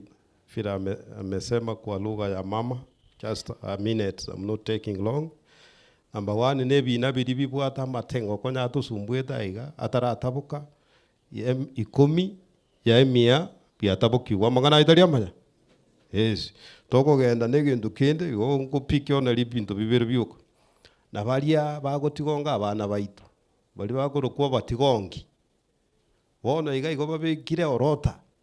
Orota yigire mbegura ose gutaka orota ya Kenya ngima. Igero igo kumanyo motigongi okarekericho, umanyo motigongi ole bosonga, umanyo ukare etago awonsi. Amagana italia marongayo. Okonyo baramba tigongi kabiragu tubakururerie gusabona. Abuna banta babe kabisa batakire gukurureri kwa mono mbagendera na mangana yuyo bosaria. Having said that, now we invite the finance director.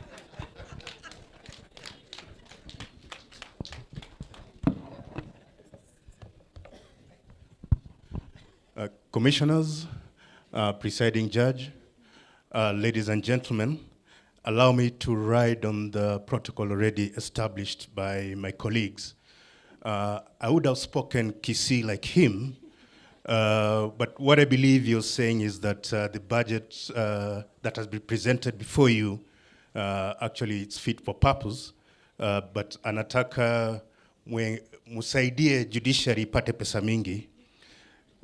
Now I'm going to present the one for Judicial Service Commission.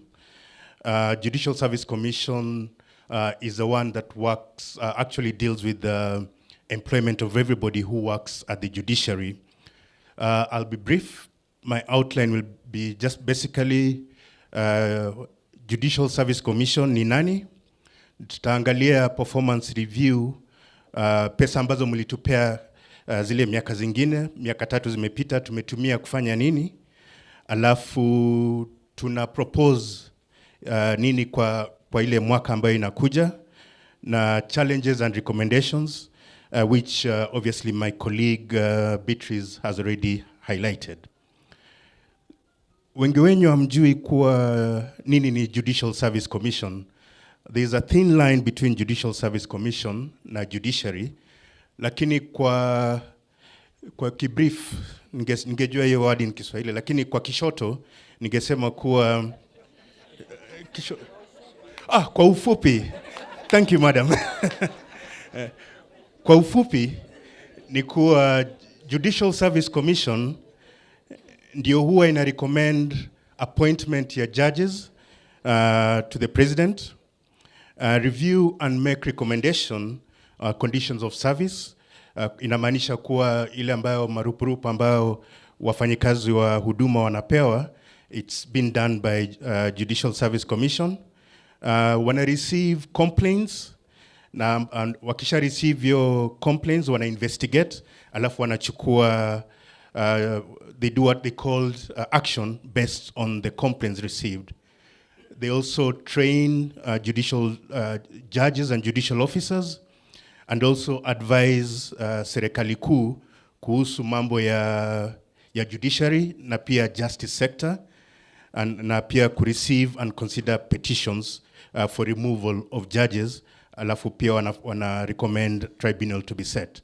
So kwa kifupi, Judicial Service Commission ni ambayo ina deal na kila kitu kuhusu wale ambao wamekuwa ajiriwa na judiciary.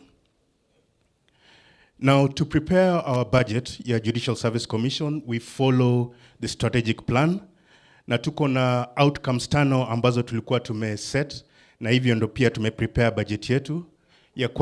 Ya kwanza ni kuwa tukue efficient, effective, accountable. Ya pili, ile pesa ambazo tunapewa tuweze kuisustain na itumike kwa ile ambayo inatakana kutumika. Alafu kwa vile tuna employee staff, lazima wakuwe motivated, wafurahia wakikuja asubuhi kwa kazi. So also we deal with that. We strengthen institutional capacity. What I mean there is that tuna ajiri wafanyakazi kuhusika na ile ambayo inatakika kwa kila stationi. And of most important, we increase public confidence. And one of the things we are doing right now is we are doing public consultations, so that pia nyinyi mkuwe na imani na Judicial Service Commission. Nikienda sasa kwa bajeti, ni vile tumeset budget yetu inaitwa zero-based budget. Na zero-based budget kwa kifupi ni kuwa tuna set depending on what we require. Hatusemi tu unataka tu pesa hivi, hapana. Tunasema kuwa mnataka kufanya kazi ABC, basi tuna set hiyo budget kwa vile ambazo inatakikana. Na tukiset budget yetu lazima tukue na accountability. Mmesikia Deputy Governor amesema mambo ya accountability, County Commissioner amesema mambo ya accountability. So in brief, how do we do that? Tumeweka systems in place to ensure that we are accountable to the public. Kwa JSC itself, they have committees. One is a finance committee, the next one is the audit committee, na tuna ile ambayo inaitwa governance and risk management committees. Hizi committees are very important in ensuring that ile pesa ambayo judiciary na JSC wamepewa ni kuwa wanaitumia kulingana na vile walikuwa wamepanga. Of most important, we have to have our budget approved. Hizo budget pia huwa zinakuwa monitored kila baada ya miezi 3, na Beatrice hajawaambia kuwa huwa anakuja kwa komiti ya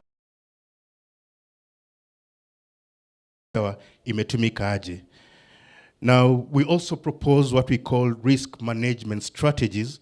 Na hizi ni zile strategies ambazo zina make sure kuwa hakuna leakage kwa pesa ambazo judiciary na JSC wamepewa.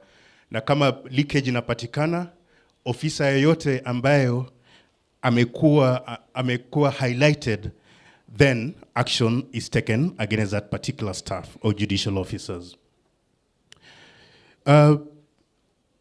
Based on last year's, we did also the same thing we are doing here, public engagement. Na tulipata what they call feedback from the public. Na pia ukipewa feedback, si lazima you act on that feedback. Now, I can assure you that Judicial Service Commission acted on the feedback that were given last year. One of the things walisema kuwa hakuna judges wa kutosha, na magistrates wa kutosha, na staff wa kutosha. I'm sure even here it will be raised. Presiding judge amesema hiyo, lakini last year walisema, mahali tulienda walisema hivyo, and based on that, 27 judges were recruited, and they were sworn in by His Excellency the President. 146 judicial officers, au ni magistrates na adjudicators walikuwa employed, and I'm sure mmeona hapa Kisii pia kuna magistrates wapya walikuja, sio? Alafu pia staff 433 walikuwa recruited na wakatumwa kwa court zote nchini. So hiyo ni kitu moja tulifanya. Reduction of case backlog, again, hiyo imekuwa addressed by the commission, but it's still been addressed because as we build more cases, you notice also litigation also increases. But what we do, tunafanya, we have case measures ambazo tumeweka in place, na pia tuna develop our judges and judicial officers through training to be able to handle especially new things that are coming up. Mmesikia mambo za mobile code, not mobile code, mobile SIM swapping. Mmesikia hivyo? Hata tumepita mahali inaitwa Mulot, nikakumbuka watu wamesema hapo ndo hizi mambo huwa zinafanyika. Lakini pia sisi kama judiciary tuna train our judges and judicial officers to be aware of what is happening. AJS, mmesikia pia AJS ina improve. Again, based on the feedback we got, we are also putting into place measures to ensure that the commission supports the AJS. Now, I think I met the honorable gentleman, the one who deals with AJS in this particular area. So the commission is actually putting in place to ensure that AJS is improving. Greening of judiciaries. Again, we want to ensure that judiciary is green. Na tuna support judiciary in terms of setting up what we call solar. Naona jua iko hapa sasa, tungekuwa na solar hapa ingekuwa ina tap hapo, alafu inakata bili ya stima. Now, I'll quickly go through what we've achieved in the last 3 years as a Judicial Service Commission.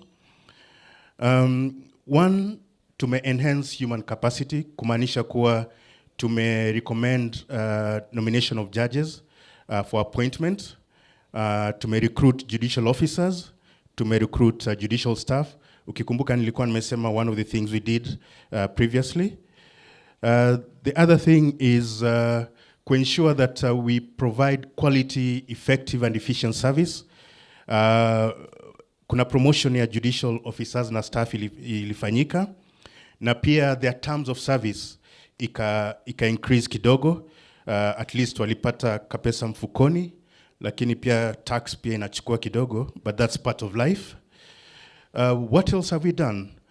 The petitions that the commission has received, they received 221 petitions against judges and 119 complaints.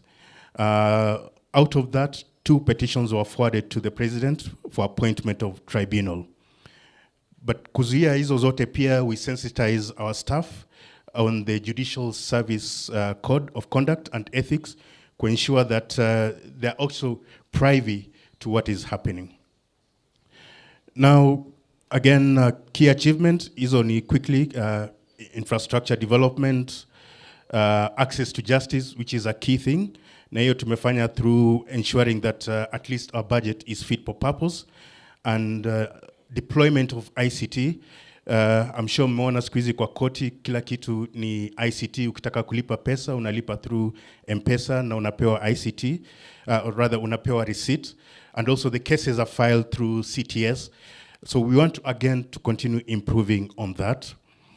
The other area is on policy development.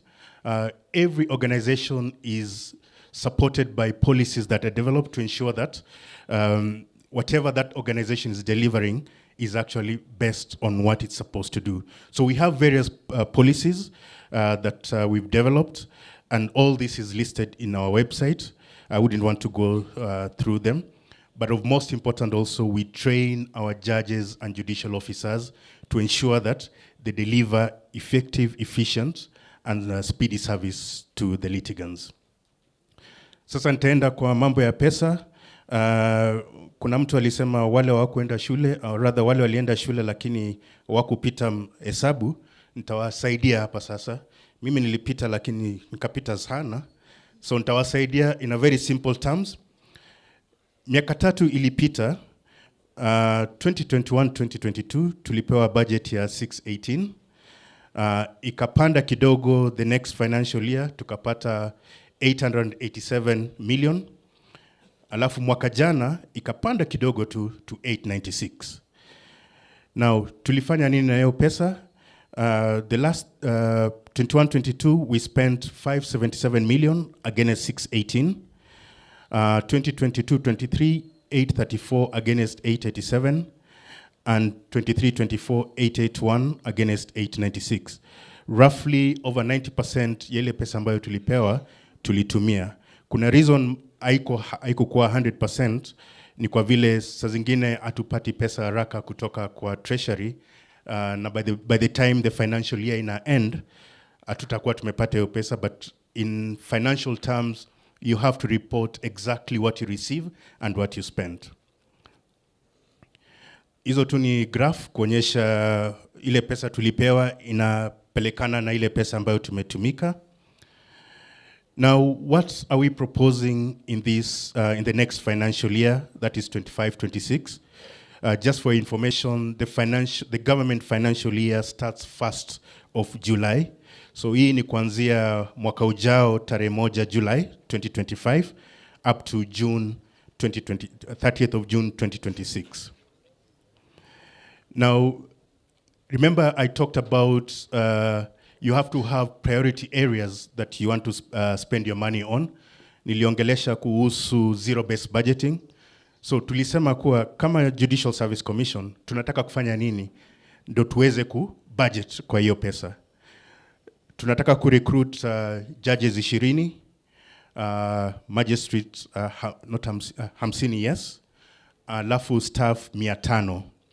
Tunataka pia kureview policies ambazo tuko nazo so that we can be able to enhance the service provision.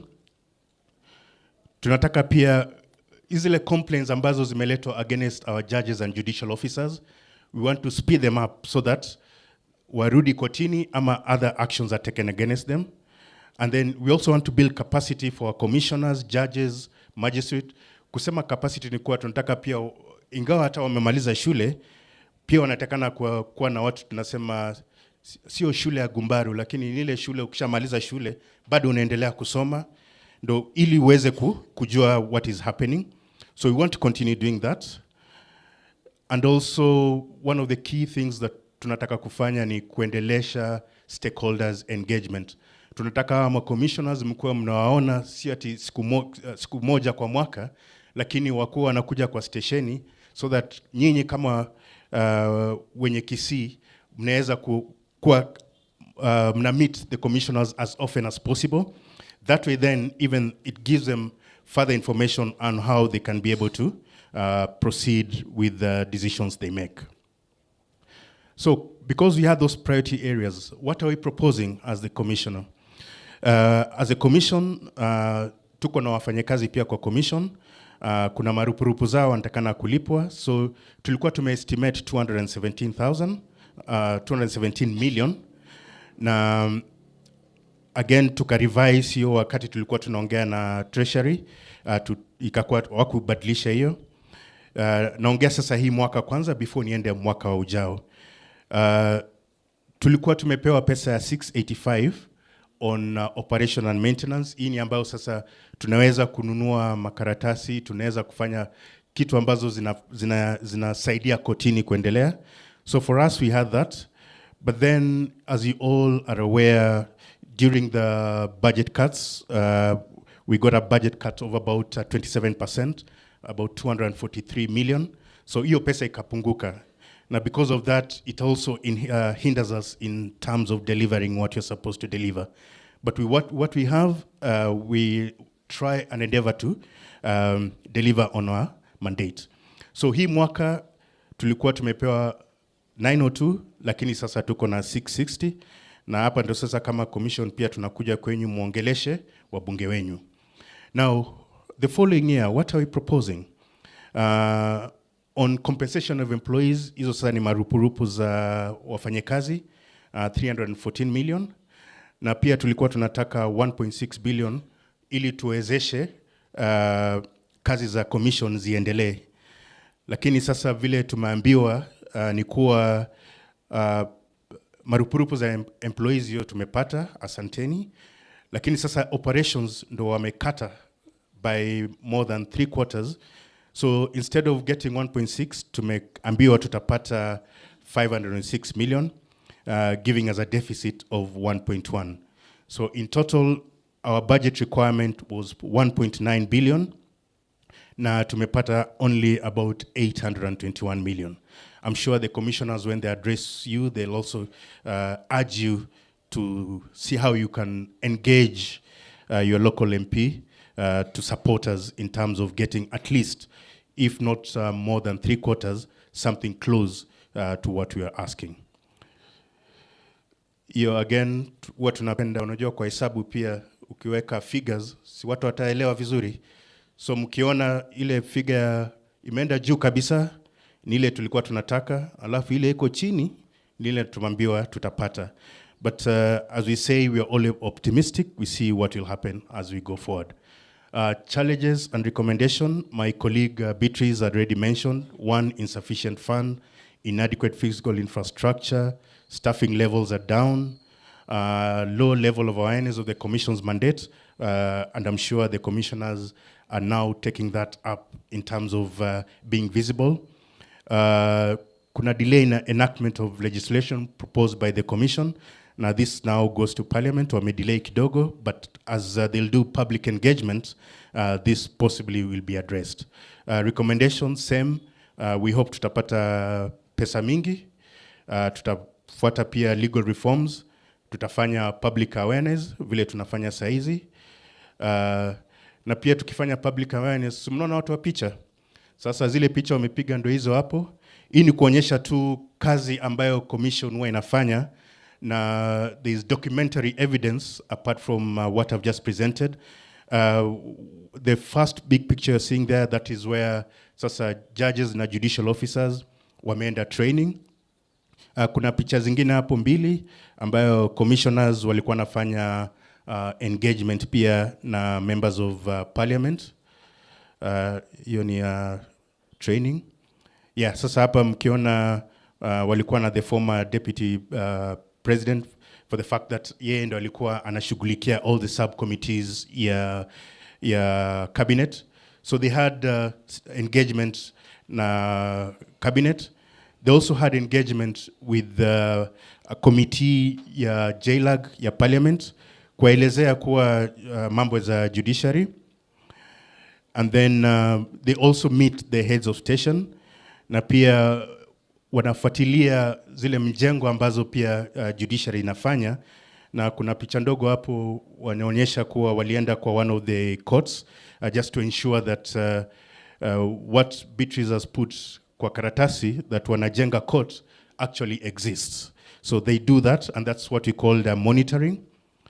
And then hapo sasa ndo mali JSC offices iko kwa city ya Nairobi, building inaitwa CBK Pension Towers, iko tu karibu na inaitwa Harambee Avenue.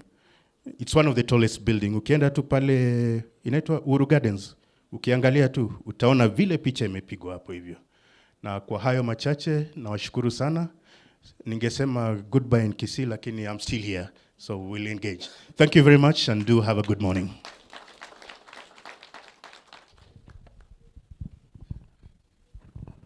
Asante sana. Sia maneno tumeyaelewa vizuri.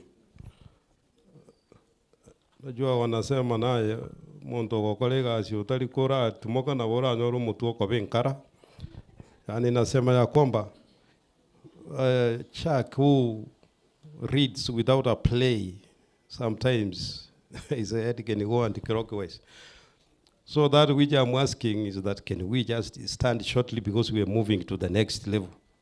Najua ni wazee wako hapa. Ama namna gani? Tusimame tu na kujinyooza kidogo. If there is space, lakini usiwanguke mwenzako.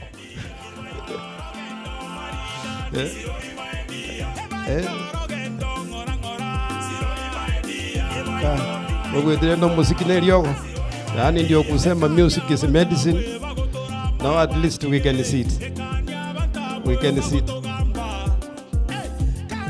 I was almost asking you to dance, lakini nikaona space you are a bit squeezed. Tungekuwa kwa maana mahali wanaita dance hall, tunge dance kidogo. So kuko na vitu ambao nataka tusemesane kwa ajili ya kufanya nao the plenary. Hapa ni maswali ama ni kuongeza ama ni kusema. Hiyo yote inakubalika.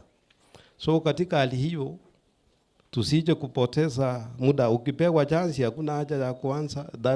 That is a request I'm making from the commissioners, the judges who are seated here and the judicial officers.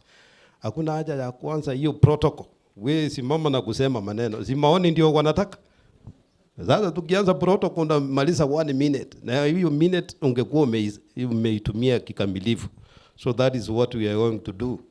And I'm just going to give you a chance to say, you react to that which has been said.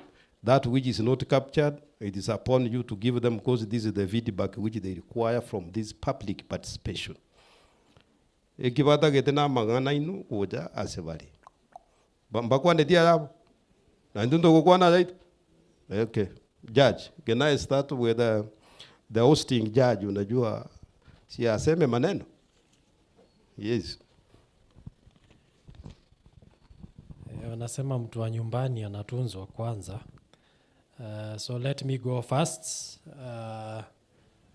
As a member of the judiciary and also as the presiding judge here, allow me just to give my reaction to what has been presented to us. First of all, what I see is that the judiciary has a huge deficit. Huge. Yani ile pesa inapeanwa kwa judiciary ni ndogo sana. Haiwezi kutosha kwa idara hii kufanya kazi ambayo imepewa na wananchi.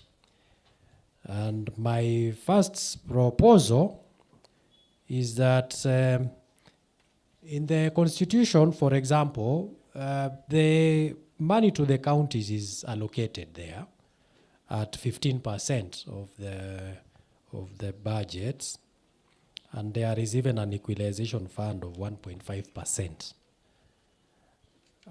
I do not think that the executive and parliament can be trusted to allocate sufficient funds to the judiciary.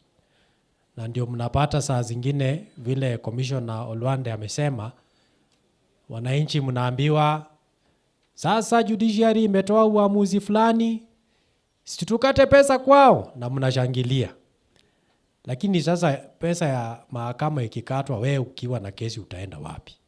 Na ndio hiyo mahakama unategemea isuluhishe tatizo ambalo unaweza kuwa nayo na jirani ama mwingine. So it is extremely important that the judiciary gets allocation that is fixed. I would propose a percentage that is put in law rather than leaving it to the discretion of the executive and parliament. I would think that what we are asking for, which is about 40 billion, is, in my opinion, just above 1% of the current budget. So why don't we put in law that judiciary gets at least 1.5% of the budget? In the same way we have said the county gets 15% and equalization fund of 1.5%. Why not put in law so that we are not at the mercy of politicians in getting money? We just say 1.5% of the budget goes to the judiciary. That would be my proposal. Of course, you cannot have access to justice if you do not have infrastructure, and you cannot have infrastructure if your development budget has been cut or is less by 82%. Wacha nitumie hii example na wamama msikasirike. Ninajua hata nyinyi wakati mwingine mnashikilia nyumba, lakini tuseme tu nyumba ya mzee, nyumba inashikiliwa na mzee. Kwa example yangu, sawa? Tumeelewana? Ni kama mzee kupea mama shilingi 20 kutoka kwa yani mama anasema nipatie 100 ndio niweze kulisha watoto na wewe pia ukikuja nikutafutie nyama. Lakini mzee anampatia shilingi 20 na anategemea kila wakati atapata chakula, watoto wamelishwa. Haitawezekana, si kweli? Kama pesa ipeanwe ya kutosha hata ya kupeana ya kwa boma tu, sasa boma itakaa namna gani? So development budget of less than 20%, you cannot access justice if there is no building, there is no court infrastructure. I have seen also there is a deficit in recurrent. You cannot recruit staff. If you don't have staff, you cannot have adjudicators to decide cases. You cannot have money for equipment. So there is a cry really for us to be protected in law so that the money is sufficient. That's my first contribution. My second contribution is that it is clear that the judiciary is doing what the public expects it to do. There's a court clearance rate of 99%. Ninasema mahakama inafanya ile kazi mumeipatia. Kwa sababu kama kesi inakuja 100 na 99 inakuisha kwa mwaka, sio ni kazi imefanyika? So judiciary is actually doing its work despite being underfunded. So it needs to be funded. Unajua kuna ule mnaweza sema hata huyo nikipatia pesa ni kutupa tu, ni bure. Lakini kupea pesa kwa judiciary sio kutupa, kwa sababu inafanya kazi yake ambayo imepewa na wananchi. So kama hapa Kisii, we need to establish more courts in this region. Tunahitaji koti zaidi hapa. Tumesema kesi zote haziwezi kufanywa mahakamani. Na ndio tuko na AJS, Alternative Justice System, na tuko na mediation. Kama hatupeani pesa kwa AJS na hatupeani pesa kwa mediation, hakuna vile tunaweza sema tuna promote AJS na mediation na hatujapea pesa pale. Sasa tutaiendeleza namna gani? Kama hapa Kisii, pesa peke yake ya kutrain tu adjudicators AJS imekosa. Sasa tuta roll out AJS namna gani kama hatupeani pesa kwa hiyo? Na pia pesa ya pro bono services.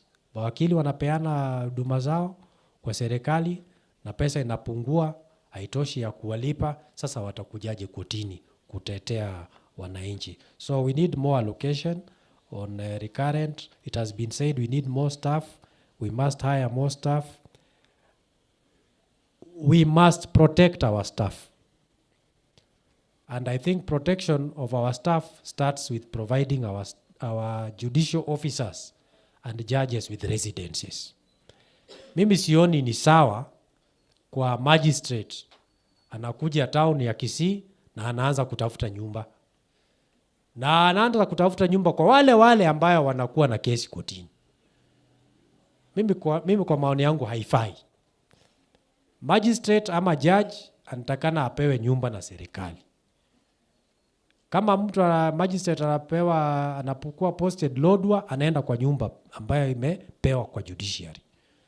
Na nafikiria Ministry of Housing na Judiciary lazima wafanye kazi pamoja, ndio kila magistrate awe na security kwa nyumba, awe na nyumba ambayo iko secure, na asiwe pia, unajua pia mtu anaishi kwa flat ambayo iko na watu 100 na hao watu 100 wako na kesi kotini. Si mnaona kuna tashwishi kidogo? Na mimi kwa maoni yangu, magistrate apewe nyumba na serikali, judge apewe nyumba na serikali. Na ninafurahia kusikia kwamba kuna nyumba 2 imejengwa Wanguru na Marsabit. Lakini sasa nyumba 2 tu, na wale judges wengine dunia mzima ya Kenya watakaa wapi? Kwa hivyo mimi nafikiria allocation ipewe ya kufaa for purposes of residences of magistrates and judges. Of course, allocation for each court must be given, inatosha.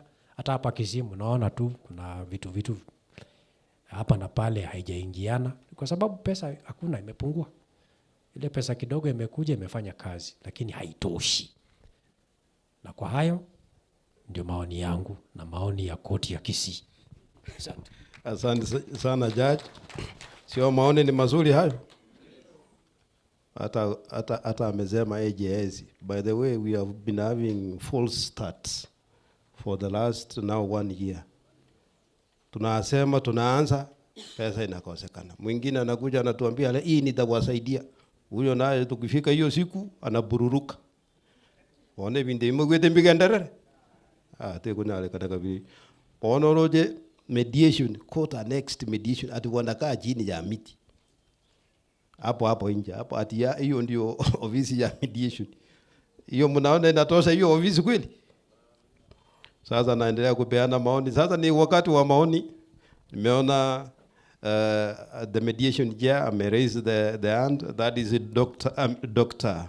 John Damascus. It is your time.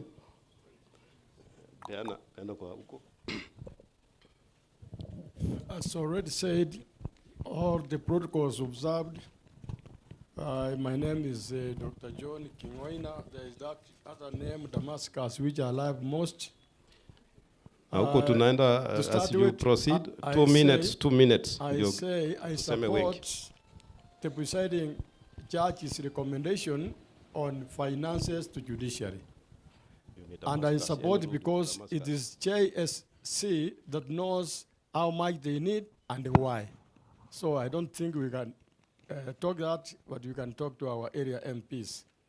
2, I want to tell you that mediation is strictly supposed to be private and confidential. But once we have our mediation sessions under that tent, quite a number of litigants are out there.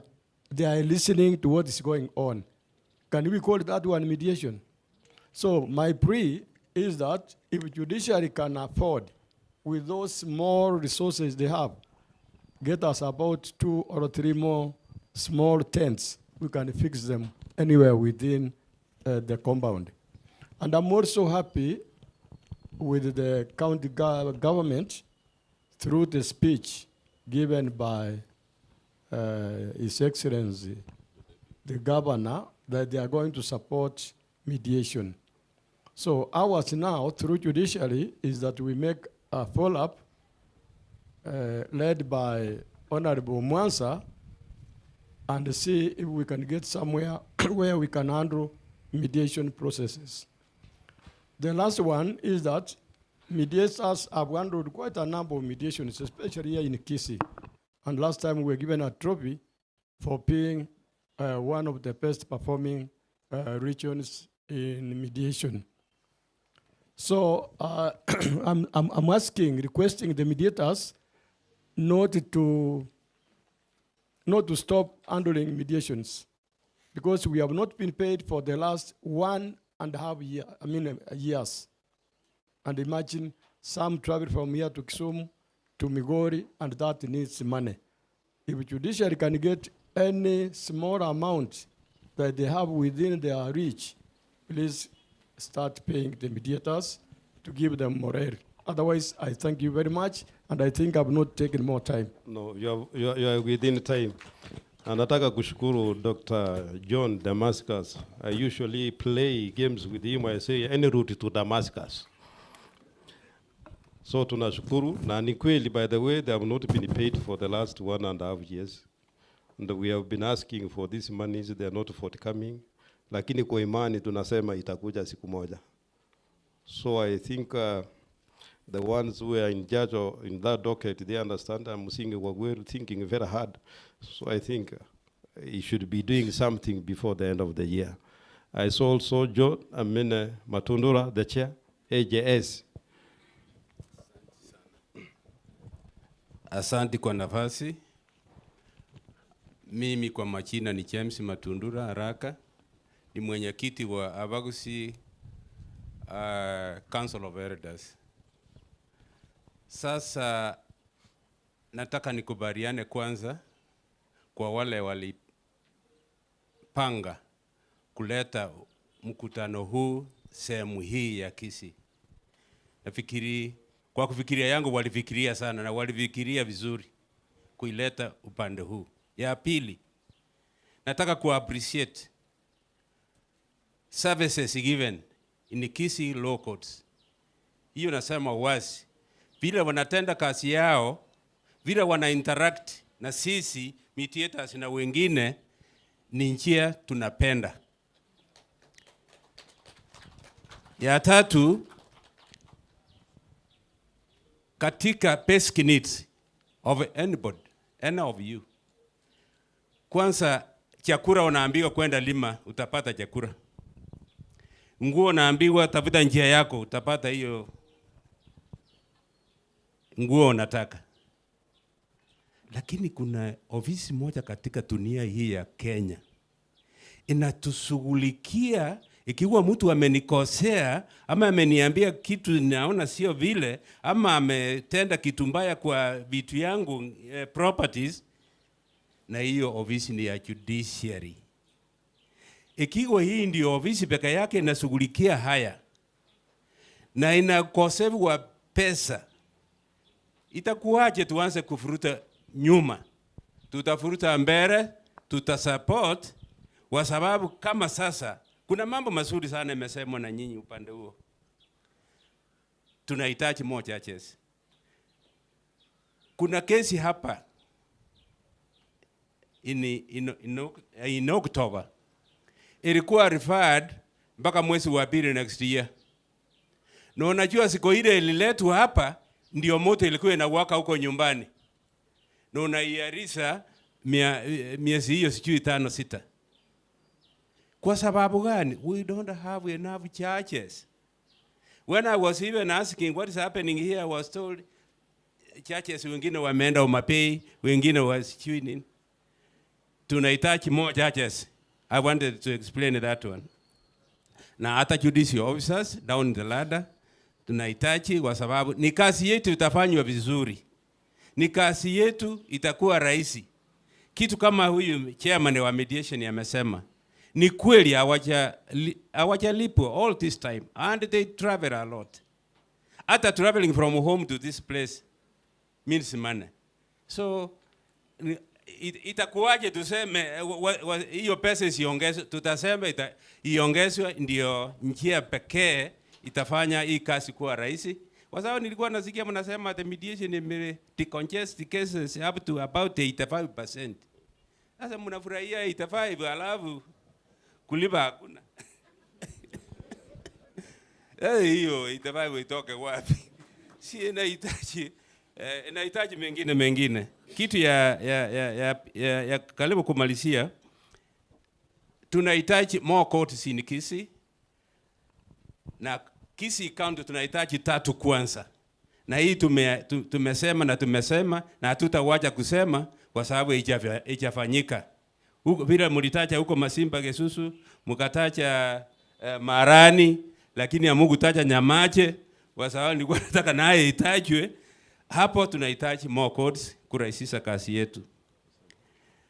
Na ya kumaliza, kweli tunahitaji pesa for training. Sasa ikiwa nyinyi principal mlisoma miaka ile mingi, na sisi hata masomo ya siku moja one day, ili tufanye hii kazi mnafurahia, mnashindwa. Hiyo pesa wacha iongezwe na msimama imara iongezwe. Sichukui ati tuende kupersuade some other people. Ni sisi. Kwa nini basi tulikuja hapa? Ni sisi tufurute hii kitu mbele ili kazi yetu ifanye vizuri. Kwa hivyo HAS, mediation, ADR, all these things inahitaji a lot of training, inahitaji mambo mingi hapo ili nchi yetu ipate kuendelea. Sitapita hapo. Iko kitu ya mwisho, sijui kama itakukasirisha. Sema nimekupea. Wewe ni German, sasa nimekuongeza hapa. Mimi nataka mishahara ya watu ya kuanzia yule mkubwa alienda kuanzia huko ya Judicial Service kuelekea chini mpaka hapa Kisii, mishahara yao iwe reviewed, ku avoid temptations za dunia hii. Ya dunia hii. Hiyo kitu waje iongeze, tuwaje hii mjeso ngine. So hiyo ndio yangu, ni mengi lakini principal najua is strict. Hataki nienda sana, lakini nashukuru kwa kutupatia nafasi. Asante sana. Pia umesema vizuri. Nimeona mkono pale. One of the mediators, Mr. Mochoge. Thank you so very much, sir. All protocol observed. I wouldn't wish to repeat what has been said. My name is Mochoge Zephaniah. I'm a Rotarian, as much as I do practice mediation in our courts. I want to ride on what has been spoken already, but allow me to emphasize the fact that in our midst, it is very easy to observe political representation. I don't know why and how this happened, but I would plead with the organizers next time. Kindly invite as many politicians as possible. We do attend their meetings, they are not in our meeting. I would raise an issue with legislation that was spoken earlier. We require to have legislation of mediators, for example, being able to plow back or settle matters, plowing back 35 billion Kenyan shillings. But again, in the same sentence or paragraph, mediators have not been paid. It is a sad story. It is not easy to explain to anybody. I would plead with all of us to ask our political class to legislate matters law. It is in the presence of peace that then development and even the political energy can thrive. So I want to thank you because of this arrangement. And as a member, a volunteer of the Institute of Economics and Peace, headquartered in Sydney, we also talk about free flow of information. And I want to thank you for presenting this forum, because then we are able to share the information that you have, including the figures that we have read. It gives us hope. But again, we are unable to move to talk about mediation, AJS, and all these other practices to our people. The rest of us seated under this tent perhaps have that advantage of moving forward. How about the big or the chunk of our population back in the village? Do they know where their rights can be traced in case of a challenge? That takes me back to the earlier speakers who have said we need to train, we need to do advocacy. We cannot do advocacy without money. And I'm aware that this money is there for all of us. Because I don't want to exhaust my 2 minutes, I want to donate my minutes. Allow me to thank you all for attending and ask each one of us to consider mediation. Kindly let us talk mediation in church, let us talk mediation in our spaces, wherever they are. Mediation is the last language that we can speak, which can bring about peace. Thank you so very much, and welcome to Kisii, all of you. Asante sana. I'm seeing that you are a stickler to time, and that is what we do when we do this mediation. And I'm happy to hear from mediation. Now I want also to give a chance to another one. But I want equally to let my brother Mochoge know, who's one of the mediators and very vibrant, that all the politicians were invited. Ngakiteja bantu ba tebeti kuna inchuba bantu bakanga ko chapaka bakachikulikia bande street baliyo bokima. Yes, so that is what is happening. In other words, they were invited, but they have decided to do that which they know best. Nimeona mwenzangu hapa ameinua mkono. I'm just giving chance. Now, if it happens you have a memo, you better surrender that if you have it. To us here, it will be better for record. Yes. I greet you all. First of all, I want to add something small which was spoken by our church here about accommodation of our churches. Sincerely speaking, it is not fair where you can find a judge, all I said is living in my apartment. Then thereafter, you find where I have a case and I present before him. And I practically says, just do as I want, then maybe you will not pay me rent for the next 1 year. As a human being, because all of us, we are the human beings, as a judge, I will go ahead and do as the apartment owner, as Chafti says.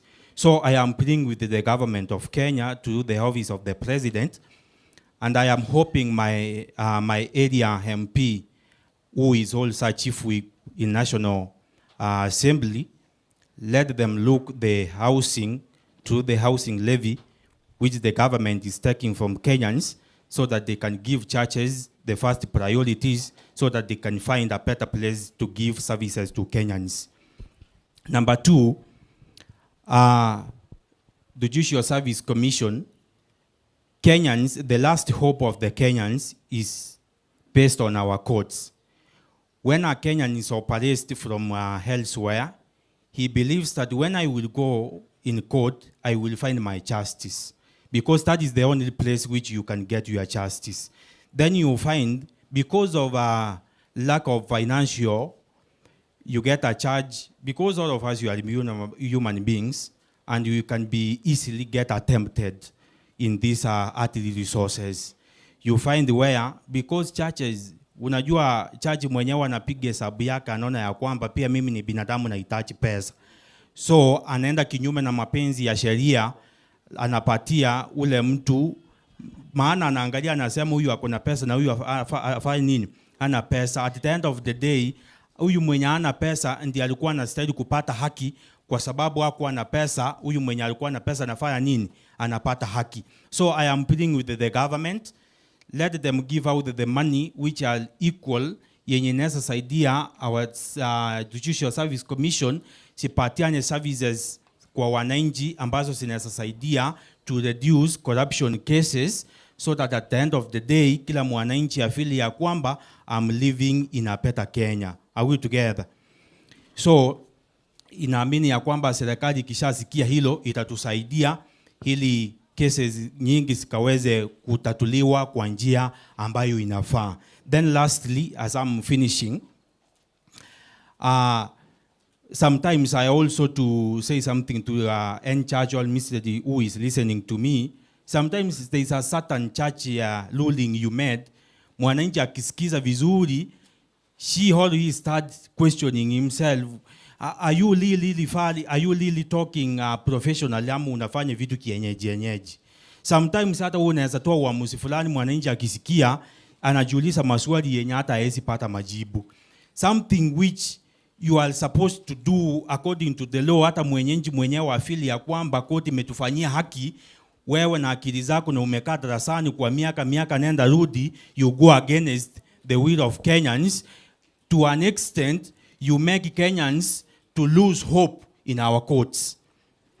So pia na sisi tujiondolee gharama ndogo ndogo, ili idara yetu ikaweze kuonekana kuwa safi. Wakati mwananchi anakuja mbele yako akiwa na tumaini ya kwamba anaenda kupata haki, na yeye ajishikie kama Mkenya wa kawaida. Thank you and may God bless you.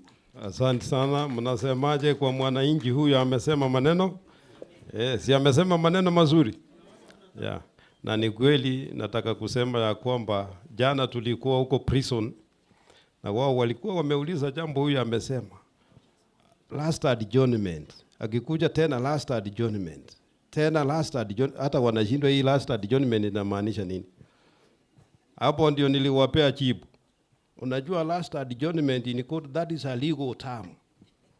Hiyo ni msamiati wa kisheria. Sio ule unaenda kusoma kwa dictionary hapo unapata ni last adjournment inamaanisha last. So hapo na wewe ukisoma na wewe usisome na macho ya ordinary. Unasoma na macho ya nda. Haya basi. Tuende mbele. Nani yule anataka? Yes, give him a mic. Na ukipewa nafasi sema jina lako. Na 2 minutes ndio nimepeana, nyingi kabisa. Okay, I'm Oyaro Wycliffe, CEO Kenya National Chamber of Commerce and Industry, Kisii County Chapter. Standing here to represent the business community. I have 2 issues. Number 1 is to echo the sentiments of our presiding judge. Let this be in law. Now that you can't depend on the masses of a given authority, given people, if you go against them, their wish, they might be thrust your budget. So let it be in law. Number 2, within your ranks, within the budget, because my members, even though we have a municipal court, the mass, which is my members' business community, don't know where to start and where to end in case of a dispute. Within your ranks, all, can you get something small within the budget and accord it to somebody so that we are attached to that somebody for kind of capacity building, so that we know this person is within us, is going to take us through the legal procedures. In case of an dispute, we know somebody to guide us on the way forward. Otherwise, thank you. I support the add of that budget. Asante sana, maoni mazuri. Nimeona kuko na huyo mzee. Abewe chance naye aseme. Thank you. My name is Patrick Nyagosia, the chair of the County Education Board and also mediator. Presiding Judge and the Judiciary, thank you for asking us to intervene for you to get more money. But I wonder how we shall do it, because you have heard that everything is legislated and we expect you to be given the money that you need for your operations. And this accusation that we clap to the politicians, I don't think we do. We don't even ask them to cut the budget. It is a syndrome in this country that even when you are abused, you clap. And I remember with tremendous respect the late President Moi, when he looked at his deputy and said, when I look back, I don't see any one of you to take after me. They clapped. So it looks like it is a systemic problem. But let us do 2 things clear. Money is not given to very essential services in society. And I will cite a few: education, health, and the judiciary. Because I consider justice to be urgent, and all of us know that there are some things that are important and urgent, others are not important and urgent, others are important and urgent. But I think education, health, justice are very urgent and very important. So we need more money without asking people too much. I want to emphasize on mediation that if we were able to plow back 2.9 billion in Kisii alone, then that money, in all honesty and fairness, should come back to mediation to help clear this backlog so that we can move faster. And I was wondering, if I heard you well, you said there is a thin difference between the judiciary and the Judicial Service Commission. I don't know then whether your activities overlap. Is there a possibility that you can avoid overlapping between the Judicial Service Commission and the judiciary? Maybe that can release more money back to the operations of the judiciary. Thank you. Asante sana. Naona madamu hapa for purposes of gender balancing. I salute us all. My name is Biaki Davin. I'm the chair chapter Kisii. Mine is about pro bono briefs. I know my chair, Southwest branch has raised the same, but to the extent that advocates have not been paid the fees for pro bono services for a while. But mine will be about review of the amount that is being paid for a pro bono file to be handled. The current rate is at 30,000 per matter. And when you look at the nitty-gritties that are surrounding the issue, that amount is really bigger, and to some extent I can call it's a disrespect to an advocate, because when you've been instructed to represent that accused person, the presumption of the law is that the accused person is the instructing client. So your logic has it that you need to visit the said accused person in prison and have instructions, share with them. I've had opportunities of visiting our prisons around, and the feedbacks, even yesterday we were there, and the feedbacks are that advocates don't visit physically. They just see them online, virtually, during the hearing or the mentions. The logic behind this is because the 30,000, if you do the math, we might not be good in math, but when we are calculating our fees, imagine you fueling your car or maybe using other means to prisons and spending hours there versus the 30,000 versus the time taken to finish that matter is not logical. So we are really requesting that peg some respect to advocates and review that fee, so that it's a vital part of justice delivery, that advocates are treated well so that we can deliver in that sector. I've also watched an advocate lose a pro bono case in Kisumu. We were virtual, and an accused person said that he has never seen the advocate. So was asked that I just see the advocate online. I've never met the advocate, and that brief was taken away right before my eyes, and it was like, how do I travel from Kisii, miles away from Kisii to Kisumu, just to meet an accused person and get paid 30,000, which again doesn't come just at the right time. For now, we have been like over a year, and we have not been paid. So kindly look into that, and may God bless. Asante sana. That is the view I want to believe from the advocates, isn't it? Yes, the secretary, we are almost coming to an end. Yes, I also want to add something. On that note, I think the National Legal Aid Service should be actualized, and I think it was mentioned.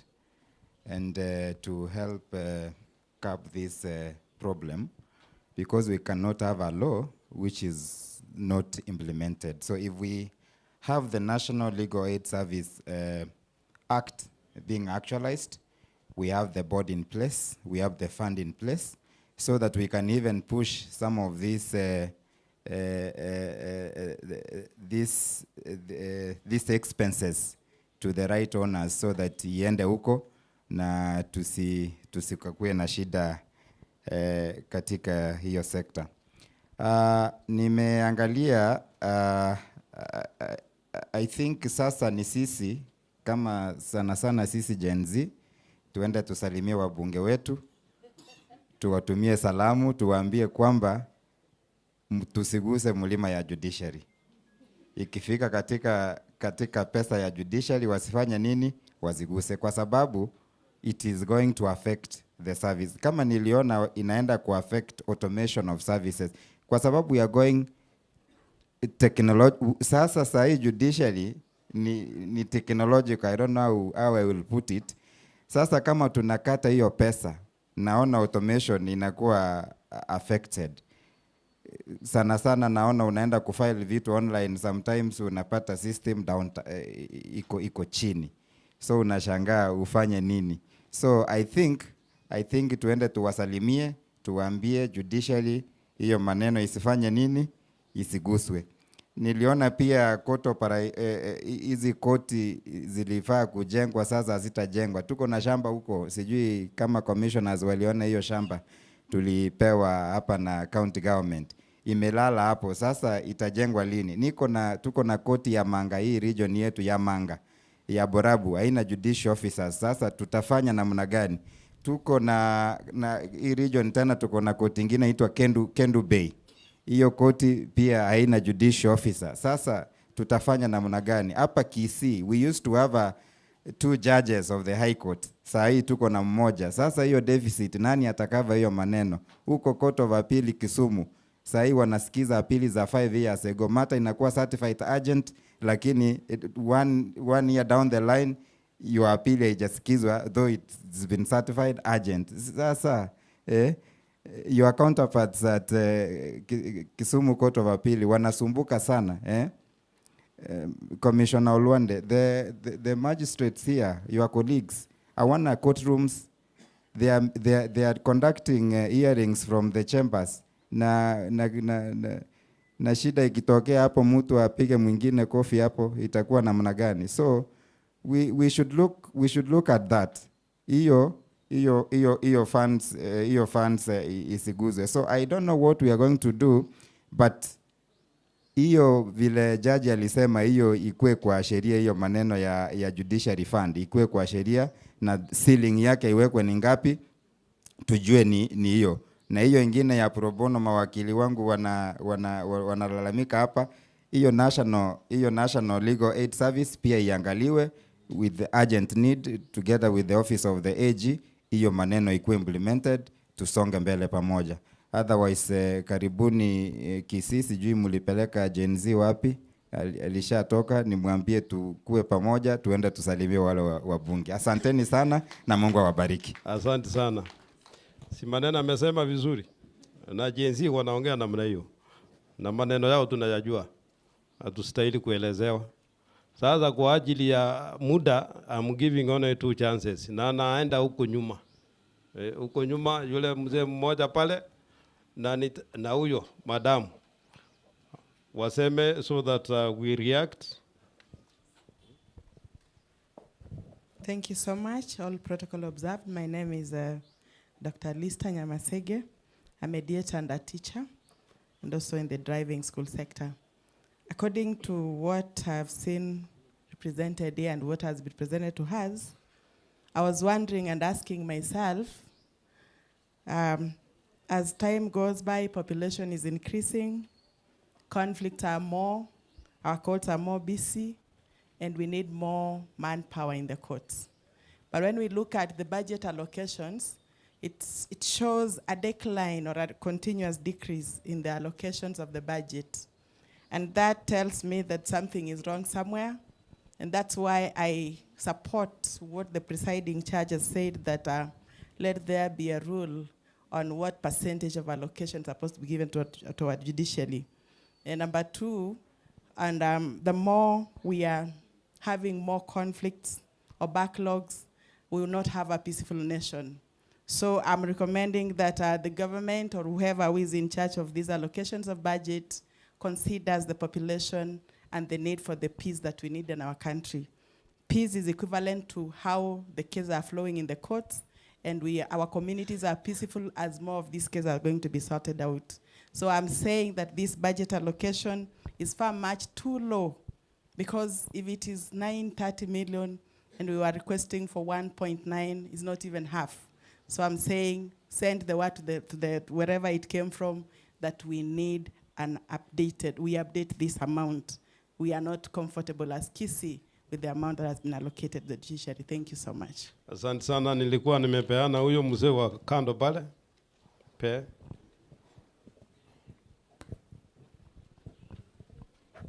Asante sana kwa kunipea nafasi. Mimi ni mwananchi, raia. Nilikuwa nimeona unapeana hapo mbele, nikasema na sisi lazima tuchangie kama mwananchi, kwa vile sisi ndio tunakuja hapa kutaka huduma. Nauliza swali, kama kuna representative ya government, nauliza hivi, tuko na 3 arms of government. Executive, legislative na judiciary. Kwa nini judiciary all the time inaonekana mnyonge? All the time there is complaining from Nairobi.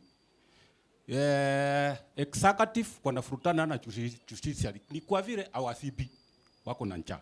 Why? Hizo pesa sikipeanwa, hata akiwa mkubwa akikosa anakimbilia judiciary.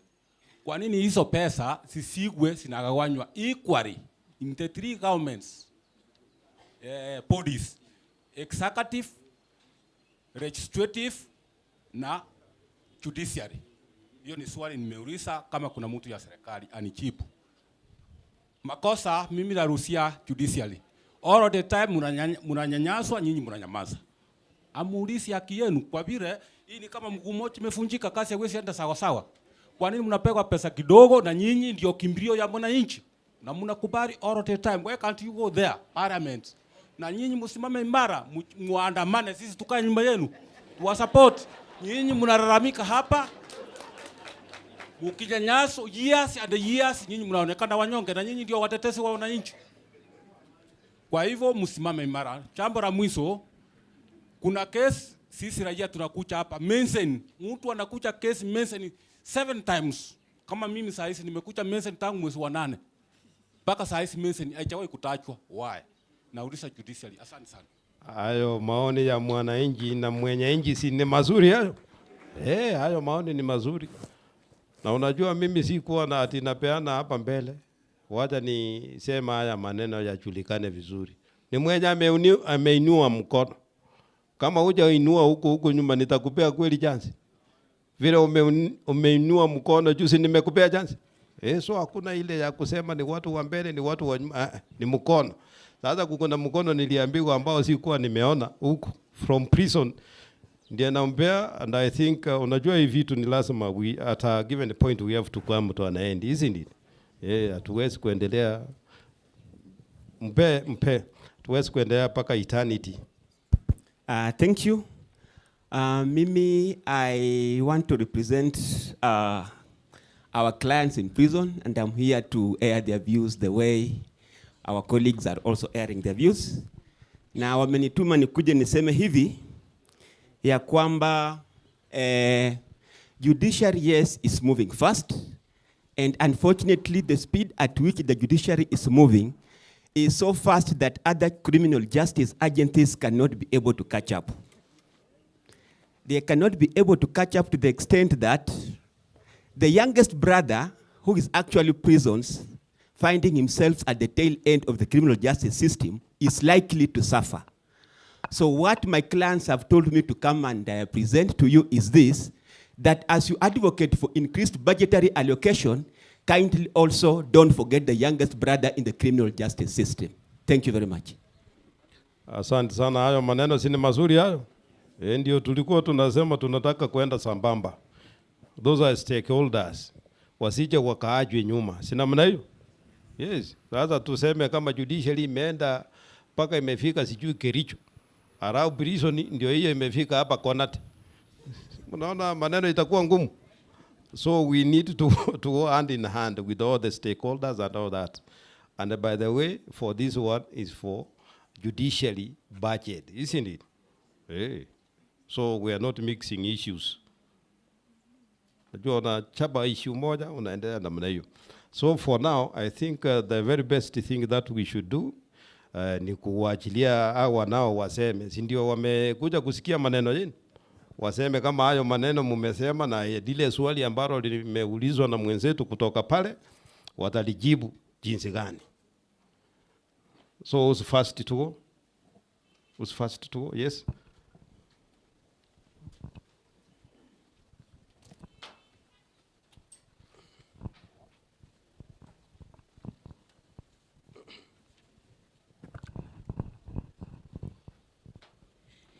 Thank you, Honorable Nyanza. Asante sana wananchi kwa maoni yenu. We sincerely appreciate the feedback that will enrich our proposal. We are happy that you identify with our challenges, which are really challenges in service delivery to you, our clients. I want to give a chance to the honorable commissioners to speak if they have a response or something to say following the feedback from our clients. I think they can speak from where they are, please.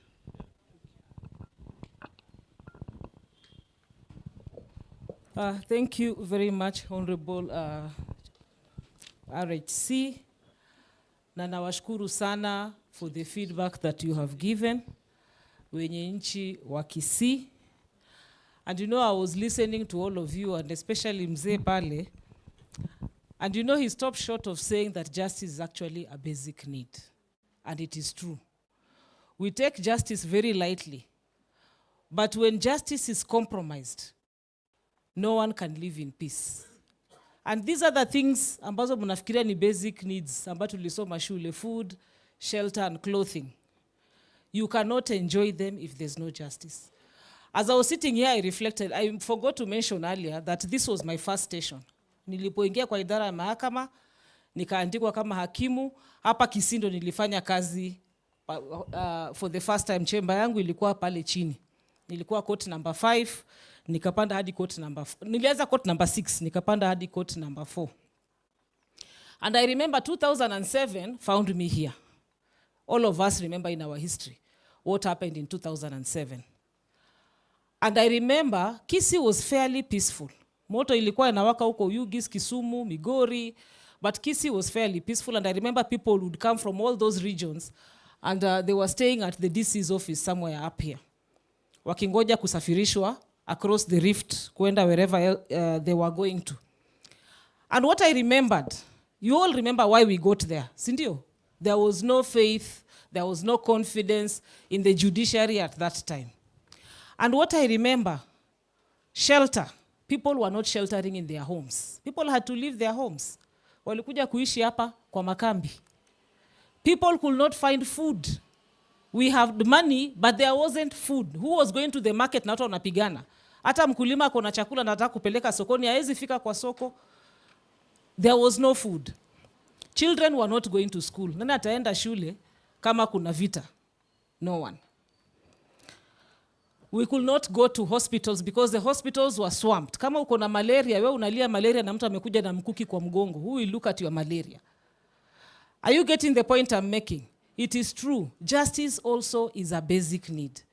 If the justice system is compromised, none of us can enjoy any other basic need. And I think it is important that we all recognize that and give judiciary, which basically has the mandate of administration of justice, the place of pride when it comes to how we allocate our budget. We should give value to the services that the judiciary offers.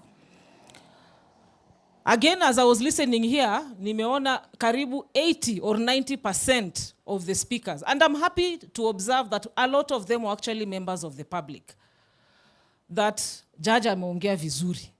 Iyo sheria lazima tuangalie. The judiciary should be given a percentage of the national budget. That's a conversation we've had. By the way, mkisema my brother there was saying, kwa nini msiende bunge? Tunashinda bunge. Ni ile tu labda muoni kila siku kwa TV. Tunashinda bunge, tunaongea nao kila siku. We need this, we need this. Wananchi wamesema.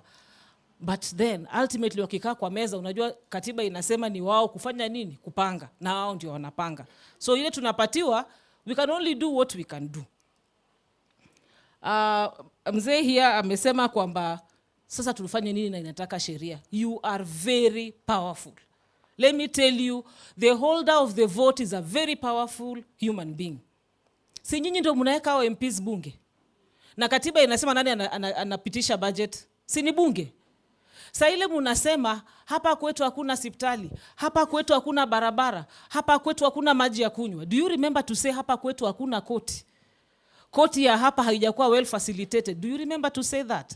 Because ile mbunge anakutengeneza manifesto yake, huwa anasema nini? Sasa anasema mambo ya services. Yes. So you, as the voter, you have the power with you to make your MP support the law that the judiciary should be given a percent. Baada ya hapa, kila mtu atafute mbunge wake na mwambie kuna shida kwa judiciary, and we want you to pass a law that the judiciary should be given a percentage of the national budget. We did a presentation here, but you'll remember in every organization, not only judiciary, in all arms of government, mshahara ni ile ile. Si mnajua hivyo? Mshahara ni ile ile. Mimi kama Olwande ile mshahara ni hiyo nitapata. Sa ile wanakata, si mimi nitakatwa mshahara. Unajua ni nini tutakata? Mediation tunakata, tusema hatuwezi fanya. Kama kulikuwa na mobile court inasaidia, tunasema sasa punguza mobile court. Kama kuna mjengo, that is how it works. So wakisema wanakata budget ya judiciary ama wakinyima judiciary pesa, the loudest no should come from where? Should come from where? What a number of issues. My colleagues will also respond to some of them. I just wanted to speak generally on the issue of budget, and my colleagues will give detailed responses. But I just want to comment on some few things that I had noted, ambazo nilikuwa nafikiri are worth mentioning. I know our brothers in the LSK are not happy about the pro bono budget. First of all, the amount that is paid, and then secondly, that it delays. You need to understand, my brothers and sisters, it's all constraints. And by the way, it is not disrespectful, my sister. My sister was saying the amount is disrespectful. It is not out of disrespect. It is out of resources available. We all believe 30,000 really is very little. But we can only make do, like I said, with what we are able to get. So 30,000 is what we can afford. And even not we can't afford, because you will briefly be told by my sister, Commissioner Ngutia, we were able to get money. We have forwarded. There's AIE that has come to Kisii for the High Court pending bills on pro bono. Hatujaweza kulipa ya magistrates. And imagine it is still 30. We can't pay all the pending bills. So that already tells you how we are struggling. So I just wanted to correct that impression. It's not that we are disrespecting you. We are only trying to make do with what we have. Nilikuwa nafikiria nyumbani. Nimeshukuru kukua hapa. I am a friend of the Kisii community and the Kisii region, because in my day job I'm the regional coordinator, Kenya National Commission on Human Rights. Nimekuwa hapa muda mrefu. Chairman Matundura tulianza naye AJS kabla hata judiciary launch AJS. We started with Chairman AJS in 2007. So I'm surprised that bado hapa Kisii hatujafanya AJS, but we'll ensure that the same happens. And I also wish to thank my colleagues, the chair and the team from the Law Society, for creating time to come and attend this public forum. So pia mimi nashukuru sana vile wakazi wa Kisii mmeona kabisa vile tuko na shida ya budget. Tulikuwa tumezoea 50 bob, tumepunguziwa imefika 10 bob. Hiyo 10 bob ndo najaribu useme uweke wapi na wapi. I'll respond to issues that are some of the issues that have been raised. LSK, you want an ELRC court in Kisii. Looking at the statistics, only 25 cases zimekuwa filed hapa Kisii. The Employment and Labor Relations Court, 25 cases. Hiyo, we will not be using public funds efficiently. And out of the 25 cases, 2 were closed and 23 claims are still pending. Again, out of the 25, we have 8 appeals and 15 claims. Sumone ni kidogo kuleta judge. So we are still using the Kisumu ELRC court, and for now I will not promise that we'll get a judge. Hiyo 25 cases itaisha na siku moja, alafu judge atafanya nini? Ukiangalia kwa high court, there is indeed a need, because we are talking of about 1,207. Judge mmoja anafaa kuhandle hiyo kesi zote, na si kesi hivi hivi. Murder, appeals, complex cases, commercials zenye ziko na value ya juu.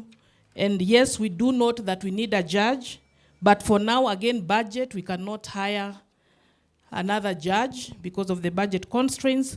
But I know we have the visiting judge wa Homa Bay, amekuwa akikuja hapa kusaidia na amemaliza. alafu I know na ndo amefanya ika-reduce hizo cases. So you can imagine your High Court judge here was very overwhelmed, and I know the Registrar High Court has plans to have a service week during vacation or any other time. So kuna hizo plans, mikakati ambao tunasema ni kitu gani tutafanya kusaidia High Court judge hapa kupunguza kazi ambayo amewekewa mingi. So thank you so much, Judge. Despite the a lot of work, you're still supporting the residents of the region. For the Court of Appeal again, iko Kisumu. Tumeambiwa na judge ya kwamba hata circuit visit imepunguzwa kwa sababu ya budget. So ninaomba tu kabisa, story ya budget inafanya sisi na judiciary tunasema the math is not mathing. Unapiga hesabu lakini hesabu haifanyi nini? Haingii. But we are doing what you are able to do with the little that we have. For pro bono again, out of the stations, 105 stations that need payment at the magistrate courts, we are only able to pay 29. Sadly, Kisii is not among the 29 for the magistrate courts. Budget and fast in, fast out. So courts ambazo zilituma requests zao mapema zimekaa kwa system for a long time, ndo wanaanza kufanya nini? Kupatiwa. Lakini for High Court, pesa yenyu iliingia jana. Simpige makofi makubwa mawakili. And then for mediators, yes, I know it's not right. We have a lot of your pending bill. But what I can also urge you, the mediation rules allow for filing of private mediation, and then the same is adopted by the courts. So which means you can do your own private mediation, get your fee, and then advise parties to come and have it adopted by the court. The rules allow for that, so you can do that while we wait for the pending bill. The chair of the chamber, yes, we've taken note of the capacity building, but we have a very vibrant Law Society of Kenya chapter here. If you need training on the law, if you need legal representation, wao mawakili wako. Because I find it may be a bit difficult for the court to train you on legal representation, what the law says, and you still appear before them hoping to get favorable judgment. So please work with the Law Society of Kenya chapter on that particular issue. Pro bono, the issue of increasing the amount, other than the issue of budgets, representation, legal representation for the poor is the work of the AG. And I know the current AG is very keen on having this issue addressed. I know the CRJ had a committee between LSK and Judiciary to discuss on how to raise the amount, but we want to see how we can loop the Attorney General on the issue.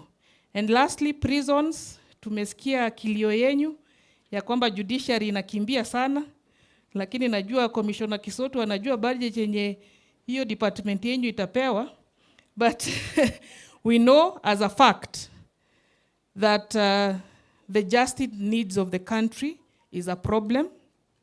And when the National Council on Administration of Justice ilikuwa ina launch report yake, ilionyesha ya kwamba kuna justice needs from police, prison, probation, kuna shida.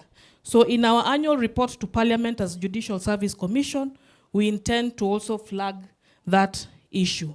And lastly, mediator ulikuwa unasema kama kuna kazi ambayo ina overlap between JSC na Judiciary.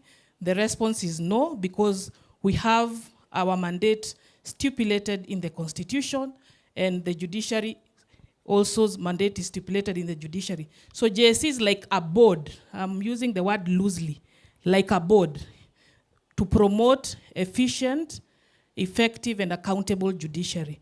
So judiciary kijaribu kutoka nje na story accountability, it is our work. Tuna recruit, tunafanya performance review, tunafanya budget review. Kama kuna complaints, sisi ndo tuna handle hizo complaints. Lakini judiciary ina handle cases. Sisi kama JSC, hata kama kuna judge hapa na magistrate, hatuwezi tukakaa chini tuamue kesi.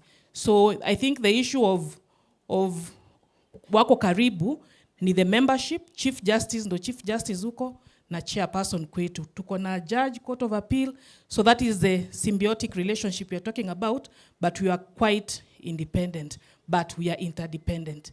Thank you so much na asanteni sana kwa kutukaribisha.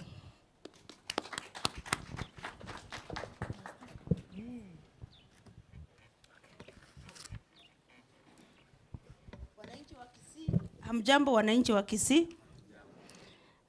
Wacha niseme pia, kwanza nitoe shukrani zangu mingi sana kwa sababu kutoka jana mumetualika, tumekula vyakula, tumepatiwa vitu zingine tubebe, hata mingi sana, hata sijui tutazimaliza lini. Kwa hivyo asanteni sana kwa ukarimu wenu. Wacha niongee kwa kifupi sana kwa sababu wenzangu Jackie Ngutia na Evelyn wameongea sana na wamejaribu sana kucover a lot of areas, and given that Evelyn is normally our chair of the Finance Committee at the Judicial Service Commission, she has tried to cover a number of areas. Mimi, like I said before, my name is Charity Kisotu. I represent the public service in the Judicial Service Commission. Na kwa hivyo ningependa tu reiterate ama emphasize on maybe two issues. Ile swali ambayo iliulizwa na member wa public kule alisema ya kwamba hata judicial na tunafurahi by the way kwa sababu ya ile kutuunga mkono. We actually feel your support as a Judicial Service Commission, and I'm sure as a judiciary fraternity we feel the support from the public. Ulisema kwamba hata kama tungeweza kuandamana mnaweza kuja kutufuata nyuma. Hiyo ni kuonesha kwamba kweli you really feel that the judiciary should be supported na mnatuunga mkono, which is very good because where there is no justice there is no peace.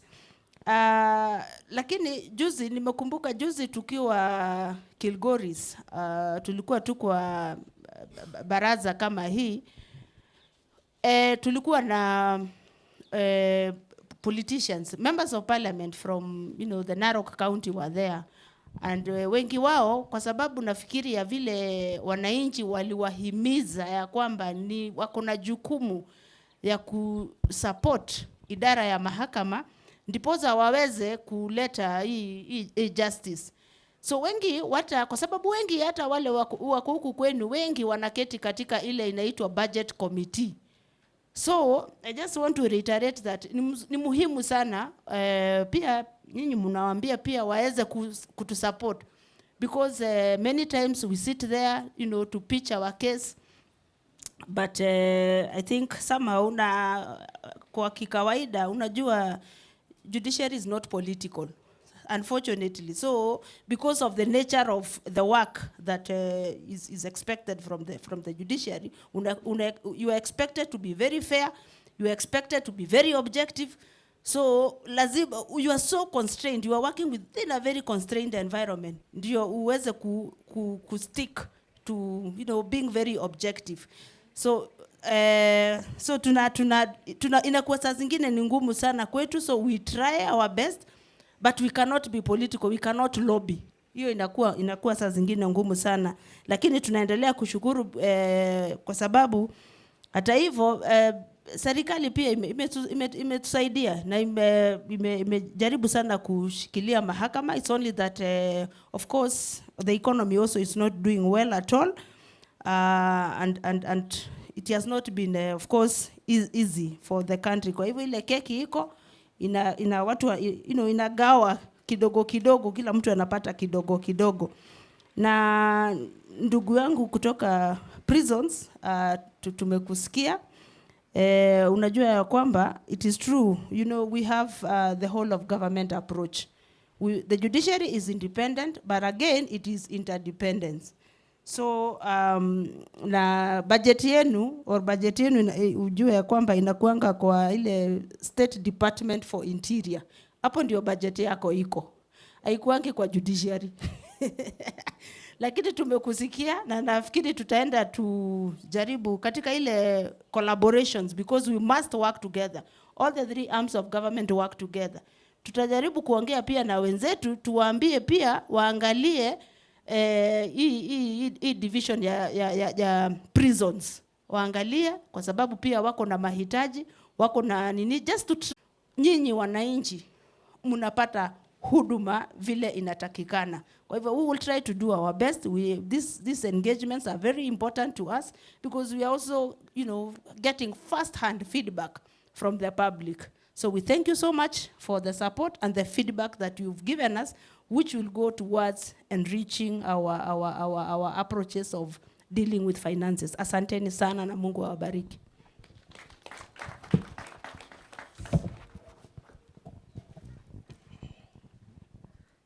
Wananchi wa Kisii, hamjambo. Hamjambo tena. Wenzangu wamezungumza mengi na singependa kurudia mambo ambayo wameelezea. Lakini kwa upande wangu nafurahi sana kwamba mumekuja kwa wingi, pia maono ambayo mumetoa ni ya muhimu sana. Tulikuwa sehemu nyingine siku 2 ama siku 3 zilizopita kwa kipindi kama ya leo, na wale watu waliokuja walikuwa ni karibu watu 10. Siwezi kusema tulikuwa wapi, lakini kuna sehemu moja ambayo tulipitia kabla tujakuja hapa. Kwa hivyo mimi nafurahi kuona kwamba nyinyi wakaaji wa Kisii, you are very much enlightened na mnajua haki zenu. Na ndio maana kwa siku ya leo mmekuja hapa kwa wingi. Pia nashukuru pia kwa hii koti ya Kisii ikisimamiwa na Jaji Sila Munyao, kwa sababu tumeona kwamba mpangilio ya mambo hapa kotini ni mzuri sana. Na pia mmoja wenu ameelezea kwamba mnapata huduma ile mnastahili hapa kotini. Unajua hata ukienda kwa mtu kama unaenda kutembea na ukifika kwa mlango ama kwa gate unapata kwamba hata hawajafagia barabara ambayo inaingia kwa nyumba, unajua hapa kuna kasoro.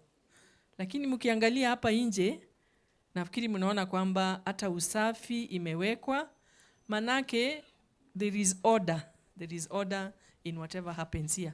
Kwa hivyo namshukuru sana Judge Sila Munyao pamoja na timu yake kwa kuendeleza kazi hapa Kisii vile inavyostahili. Na pia kama Judicial Service Commission huwa tunapata report za vile majaji zetu wanafanya kazi, na report ile tunapata kutoka hapa Kisii ni kwamba wanafanya kazi vizuri sana.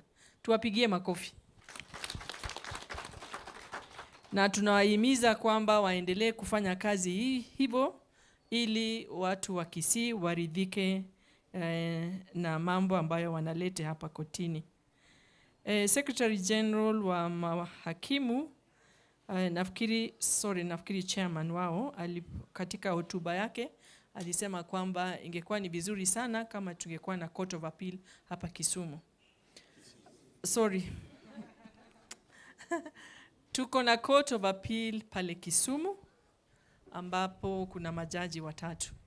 Na vile mnavyoelewa ni kwamba wakati unakata rufaa kwenda koti ya rufaa, Court of Appeal, sio jaji mmoja atakaa kusikiza kesi. Ni katika Court of Appeal, sheria inasema kwamba hiyo rufaa isikizwe na majaji 3. Kwa hivyo ingawa tuko na majaji 3 wa koti ya rufaa Kisumu, wao ukaa kama koti moja. Yeah? Na wamekuwa wakija hapa Kisii mara moja kwa muhula wa miezi 3. Lakini pia hawajakuja hivi mambo ya pesa. Hakuna pesa ya kuweza kusupport circuit kuja hapa Kisii. Na vile mawakili walipendekeza ni kwamba court ifunguliwe hapa Kisii, koti ya rufaa. Tuko na koti za rufaa Nairobi, Nyeri, hata Eldoret tuko na Court of Appeal Registry. Kwa hivyo mapendekezo yenu ni kwamba kwanza tuanze na kufungua Court of Appeal Registry hapa Kisii. Kesi yako hapa Kisii, hata kama majaji watakuja kufanyia hapa baadaye, waje hapa, ama ikiwa haiwezekani kupanda huu mti kuanzia chini, tuombe kwamba tunataka registry, lakini sio court of appeal. Lakini nafikiri kwa kweli mko na makesi za kutosha ambaye inastahili.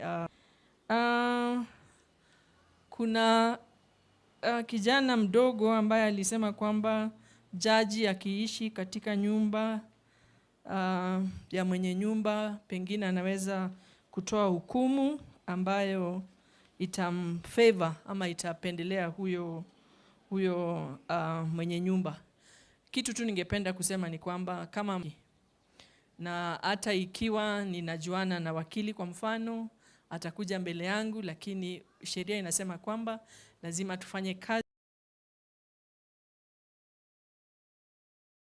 kutoa hukumu bila mapendeleo yoyote. Isipokuwa nafikiri mwenzangu ameelezea kwamba mtu wa nje akiangalia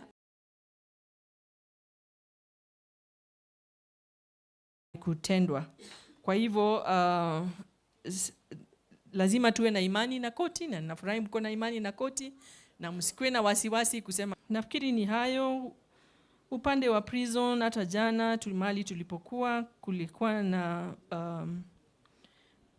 wale wafungwa wako jela, hata kutayarisha makesi zao inakuwa ni vigumu sana kwa sababu hawana kompyuta. Weka haki, tunahimiza haki, lakini yale organizations zingine ama agencies zingine ambazo tunafanya kazi pamoja na wao, ni muhimu kwamba tusiwawache nyuma sana. Nafikiri kwa hayo mengi, nashukuru sana na Mungu awabariki. Asanteni sana.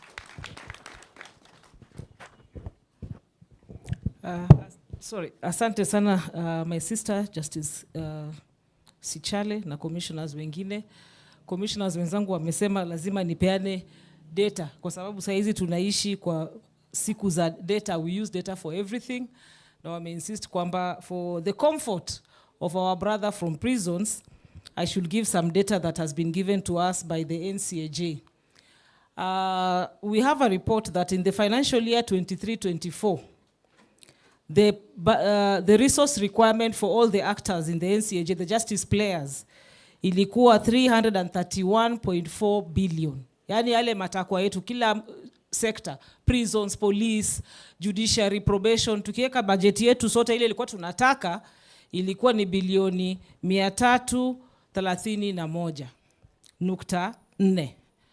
Lakini ile tulipatiwa kwa jumla sisi wote ilikuwa bilioni 192.2. So out of the resource requirement of 331, we got 192, and that left us with a resource gap of 42%.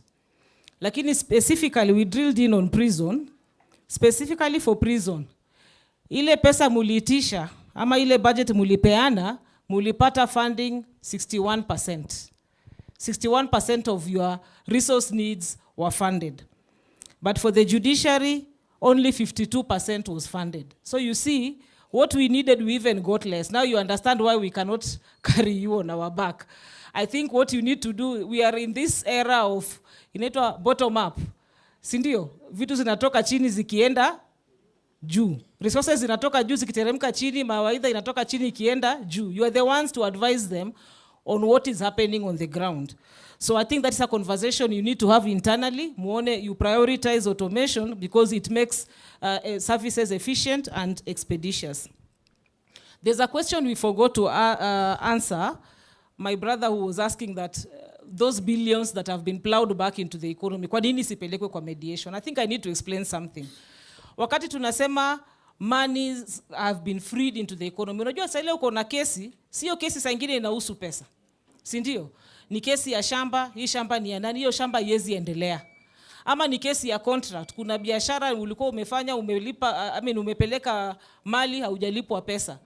Hiyo pesa imeshikwa katika huo mzozo. Hiyo pesa haiwezi tumika. Sasa ile kesi imetatuliwa, sio pesa imetoka sasa. That is what we mean when we say this amount has been freed into the economy. Si ati ni judiciary imepatiwa hiyo pesa, imerudishwa kwa community, inafanya circulation huko. That is what we mean. The judiciary, I think I also just need to dispel, because some of us sometimes may confuse. Wengine wanafikiri saa ile tunawatoza fine, hiyo fine ni yetu. Wengine pia wanafikiri saa ile umelipa kesi, filing fees, hiyo pesa ni yetu. There is not a shilling that we retain. Ile pesa yote tuna collect, ukilipa fine, ukilipa fees, all that money, isipokuwa tu cash bail. Cash bail, sisi tunaweka, hiyo pesa hata si yetu, tunaweka tu kwa bank. Kwa sababu kuna siku kesi itaisha uje uchukue. Si huwa mnakuja mnaitisha pesa yenu. Hiyo ni pesa si yetu, hatuwezi tumia. Inakaa hapo, siku ile kesi imeisha, tunachukua, tunawarudishia. And if there is any interest in that money, sasa ile rojo inakaa kwa banks, ina an interest. Hiyo interest tunapeleka wapi? Consolidated fund. Filing fees inaenda wapi? Consolidated fund. Fines inaenda wapi? Consolidated fund. So all this money tunarudisha back to treasury. There's nothing we keep. And then now we ask treasury to give us what we need. And then now you see the imbalance. We give a lot of money, but when we ask for resources, hatupatiwi resources vile tunahitaji. I think I needed just to shed light on that. And as we are winding up, at least for the part of the commission, I want to join my sisters. Incidentally, we don't have our brothers here. Maybe I should give their apologies.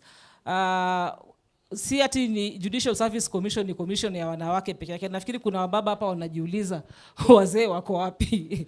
Yes, we have our brothers who could not be here. Leo kama mumeangalia news mutapata kuna activity inafanyika Nairobi, tunapeana report yetu ya kila mwaka, zile vitu tumefanya katika Judiciary House and Judicial Service Commission. So wao walibaki huko kufanya hiyo, sisi ndio tukakuja hapa. But tunawashukuru sana vile dada yangu amesema, mmekuja in large numbers and we really appreciate that. Munaona umuhimu wa mahakama, ndio maana mmechukua time yenu kuja kukaa na sisi hapa, tuweke vichwa vyetu pamoja, tusuluhishe mambo yetu. Asanteni sana.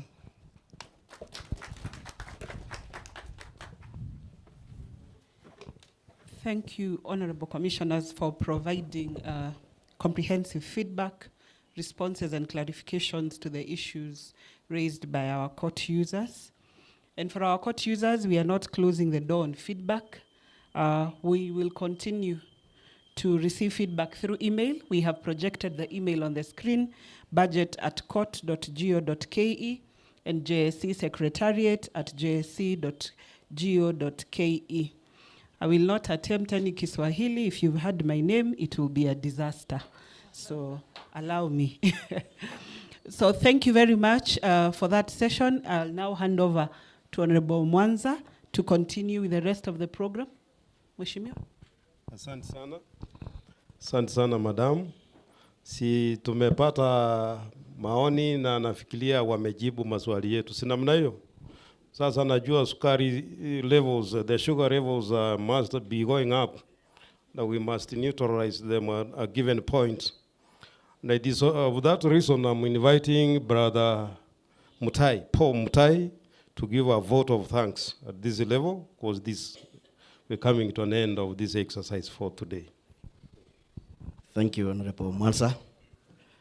Our commissioners, presiding judge, and the presiding judge Homabay, colleagues, distinguished guests, have been called upon to give a vote of thanks, and mine will be very brief. First is to thank the Judicial Service Commission and the judiciary leadership for finding it fit to have this function here in South Nyanza region. We don't take it for granted. We know it could have been done elsewhere. We also thank the local organizing committee led by our presiding judge and head of station for work well done. I also thank you, distinguished guests, for finding time out of your busy schedule to attend this meeting. It has been very informative. You have learned a bit of it about judiciary and the budget. You have also given your feedback, and I'm very sure that will be incorporated finally when it will be presented to the decision makers, those who budget. Lastly, as we are breaking, I wish all of you journey masses. Thank you.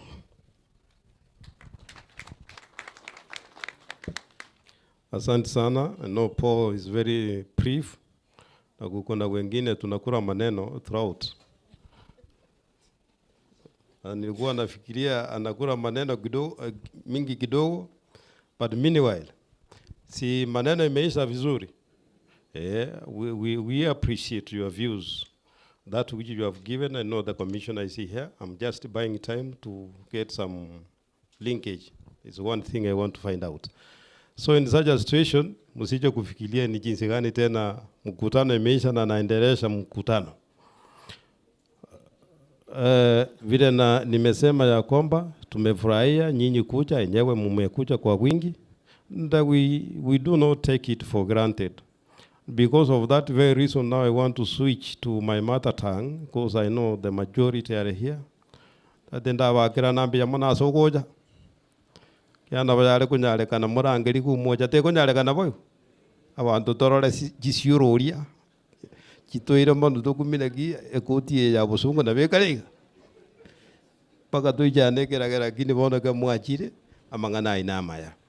Na kera abeire hiyo tunashukuru Mungu. Kwa vile nimeona that which I was waiting, it may take a bit longer. I'll simply invite Sambarumo akuja tuombe. And then thereafter, ile inaitwa self-directing activities. Kutoka hapo, unaangalia unaongea na nani, unacheka na nani, siyo inakubalika? Self-directing. Hapo sasa, ile maneno ya kudirect kutoka hapa itakuwa imeisha. Na hapo sasa tutaanza kupiga gumzo hapa na pale kidogo kidogo, tukiangalia ni jinsi gani maneno yatakuwa na ni jinsi gani tutaendeleza hii. Niliona the secretary South Nyanza.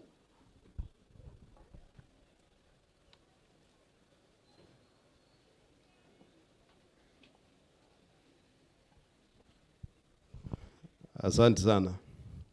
So ndio nilikuwa nasema hayo yote. Sasa hiyo ni self-directing activity. But the last one which I'm directing from here is that once we are through from here, the members of the public, we don't take your views for granted. You need to be given a cup of tea. Sio itakuwa vizuri?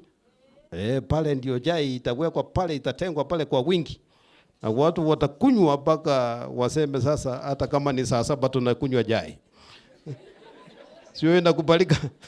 Aya, basi I want to invite now my younger brother here to pray for us and to make the last the closing prayer.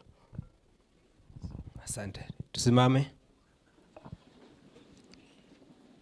God is good all the time. Asante. Nashukuru Mungu kwa hiyo sehemu. Kwa hii mkutano kuna kitu moja nimeweza kuzingatia. Praise Lord. Kwamba everywhere, every place, lack of insufficient funds. Praise Lord. Kwa nyinyi mwendi kanisani. Praise Lord. Even in agrarian revolution, lack of insufficient funds. Waje tuamini na tuombe. Asante Mungu, ni mchana njema tuko mbele zako na kushukuru, tunasema ni asante. Tutakupa sifa na utukufu kwa siku ya leo. Umekuwa mwema, umetulinda, umetuhifadhi, umepanga mipango, tumesungumuza na jamii kwa upana, nasema ni asante. Tunaombea wageni wetu ambao wametoka Nairobi, Mungu, watakaporudi kule Nairobi, wasafiri salama kule barabarani. Wenzetu ambao tabaki mji huu na wananchi wetu wafike nyumbani salama kwa utukufu wako. Patia kila mmoja amani Mungu wangu. Hata ukakumbuka idara ya mahakama wanabajadili mambo ya budget Mungu wetu wa mbinguni. Ukakusa sehemu ya executive na parliament waweze kuzingatia kwamba waweze kuongeza budget kwa minajili ya kuweza kusaidia judiciary kutekeleza majukumu yake jinsi ipasavyo. Tunaombea jamii yetu mahali wako Mungu wetu wa mbinguni, kwa kuwa hakuna mwingine kama wewe. Hata tunapoendelea kumaliza mwaka, tunakuomba ukasiti ukaweka kila mmoja wema kwa utukufu wako. Tunaomba haya machache kwa jina la Yesu Kristo aliye mwokozi wetu. Amen. Asante Yesu. Aya, asante sana. Sasa tumefika mahali ama sehemu ile ya self-directing activities. Na nimesema wananchi chai mtulie tu, kutulia kidogo hapa hivi ndio wachipange pale, tukienda pale ni kupewa hiyo kikombe cha chai na kakitu juu yake kidogo. Lakini hata hivyo tuko na haki ya kusemezana. Hakuna mwenye amesimamisha mwingine asiseme maneno.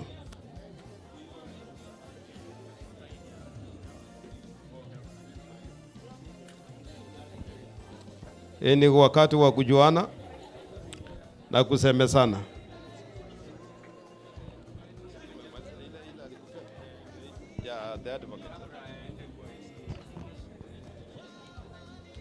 I know you will be retreating to do a report. Yes. Asante. So this is from the LSK.